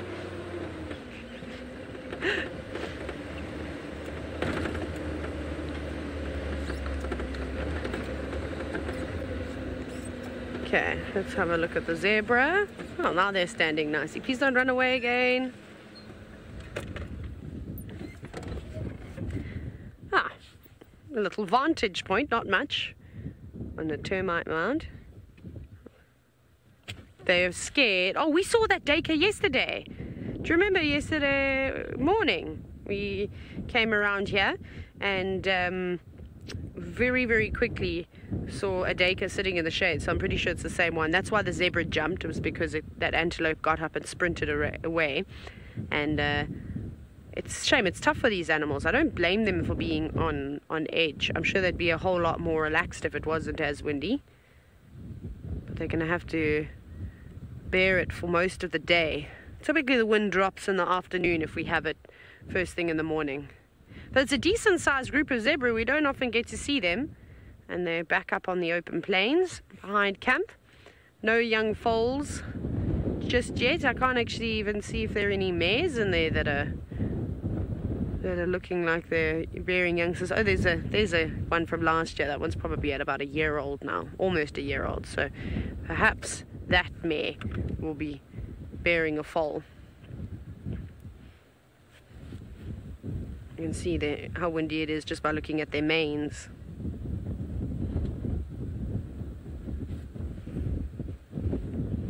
I love those, man. There's a bee. Go away, bee.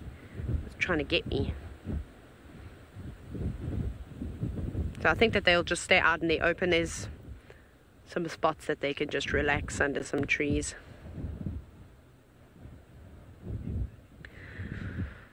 Kelly, I think it depends on what area you're in that would determine the size of zebra herds. Here in the Sabi Sand, they're not particularly massive, anywhere between about 5 to about 20 zebra. And then, you know, it's being 20 being an even bigger herd. Here we've got 1, 2, 3, 4, 5, 6, 7, 8. 8 zebra. Go away, bee. Sorry, I'm just chasing the bee away because people say you must sit still, and whenever I sit still, they sting me. VM, why are you making fun of me today? VM thinks it's very entertaining to watch me suffer. It is.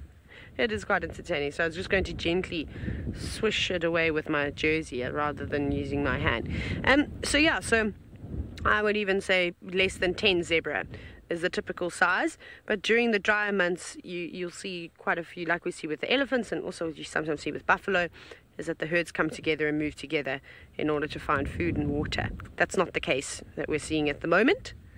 This is just a normal group of them. Even though the wind is so strong, it seems as though the bugs are still out. I mean, we just had an experience with the bee. But the bee, I suppose, is not a nuisance. I just don't want to be stung by one, because I got attacked by a hairy caterpillar yesterday. I forgot to tell you all. I was carrying my workout mat.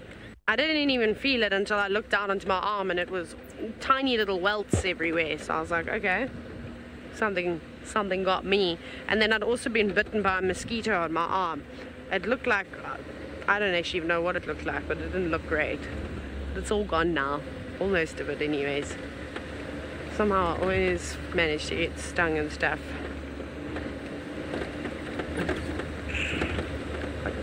Nana, are you ready for this? My least favorite insect, not just one, stink bugs, flies that have been sitting on rotting carcasses and insist on sitting in your mouth and in your eyes and going in your nose and your ears. Really unpleasant. And kindly, you know, I mean, quite frankly, disrespectful too on the flies' behalf. So I don't really like stink bugs and flies. The rest of them I don't mind so much.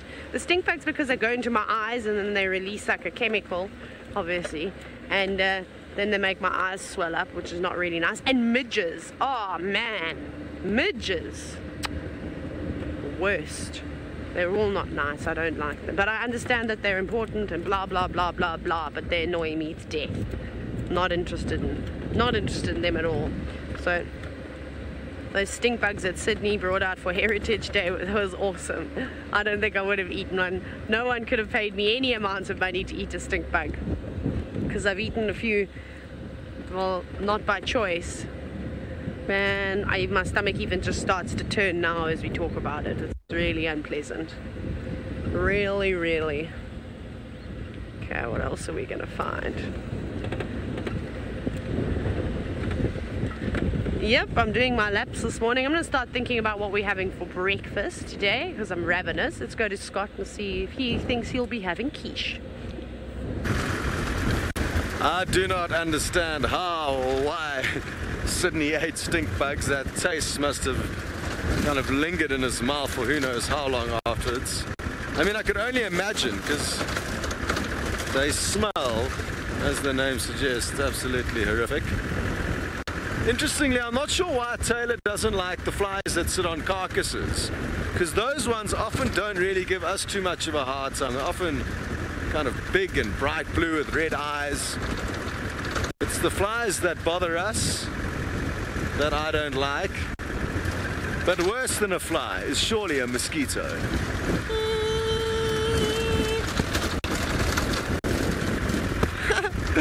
While you're trying to sleep, they leave itchy bites when they could just come in, take what they need and leave without you knowing.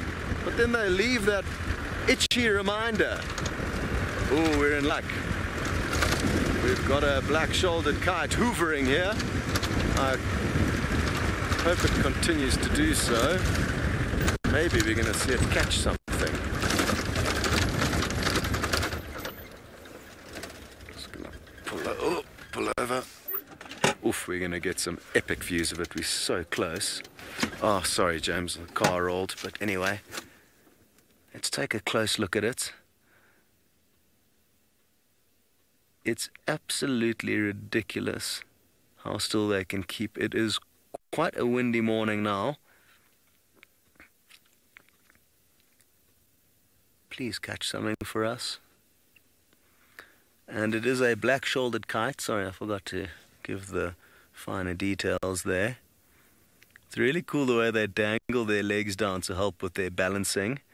We can't see its tail well from this angle, but its tail will be completely fanned out, also assisting. I mean, look at how still its head is keeping. It is literally not even budging. Its wings, of course, are doing huge amounts of work.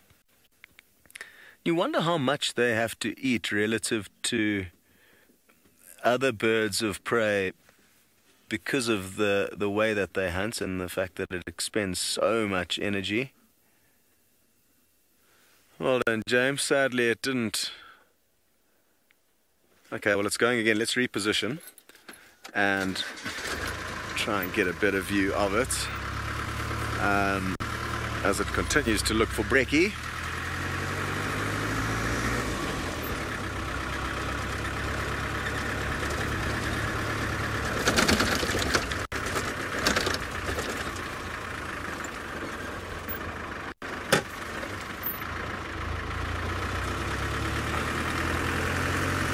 Kelly, you are asking if the thermals are that low. Basically, thermals will start from the ground up, but thermals are used by birds that float effortlessly. So whenever you see a bird flying around in circles, that means it's riding a hot air thermal without flapping. This, on the other hand, was doing a huge amount of flapping, and it's not interested in thermals at all.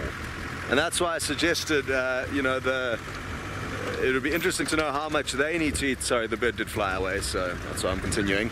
The birds that can and do use thermals for their hunting and for their kind of scouting obviously don't expend nearly as much energy as a bird like this that quite clearly was flapping wildly to try and stay in one position and then from there detect its prey and drop down.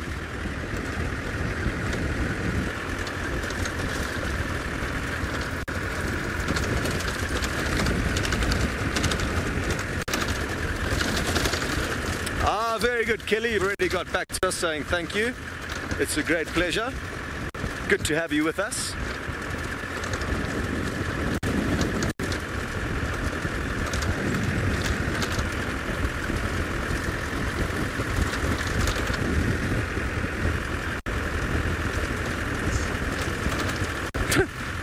So, I'm told there have been a few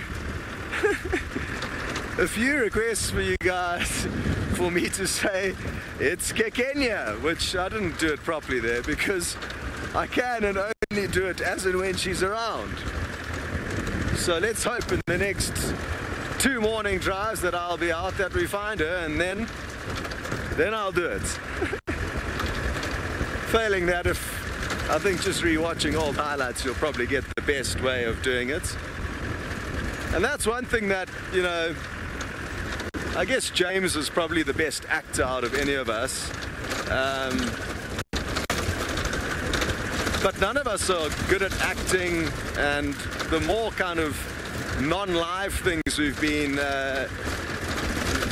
doing recently, a lot of us have found it really tricky because we rely on the kind of spur of the moment and the fact that it's live and you've got one take and it is what it is. So it's been an interesting kind of learning curve for us, having to do voiceovers and re-narrate, you know, older clips. It's not easy, and most of us tend to deliver a better job off the cuff live. That's what we've learned.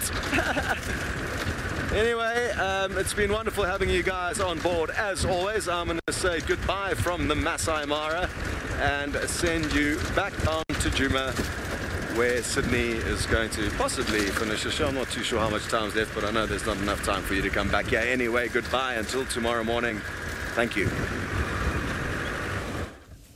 Look at this. This is interesting. Now you can see the spring is we are right on spring now. The leaves are the flowers are excited. It has been a very lovely bush walk, and let's meet again this afternoon. Let's go to Taylor now.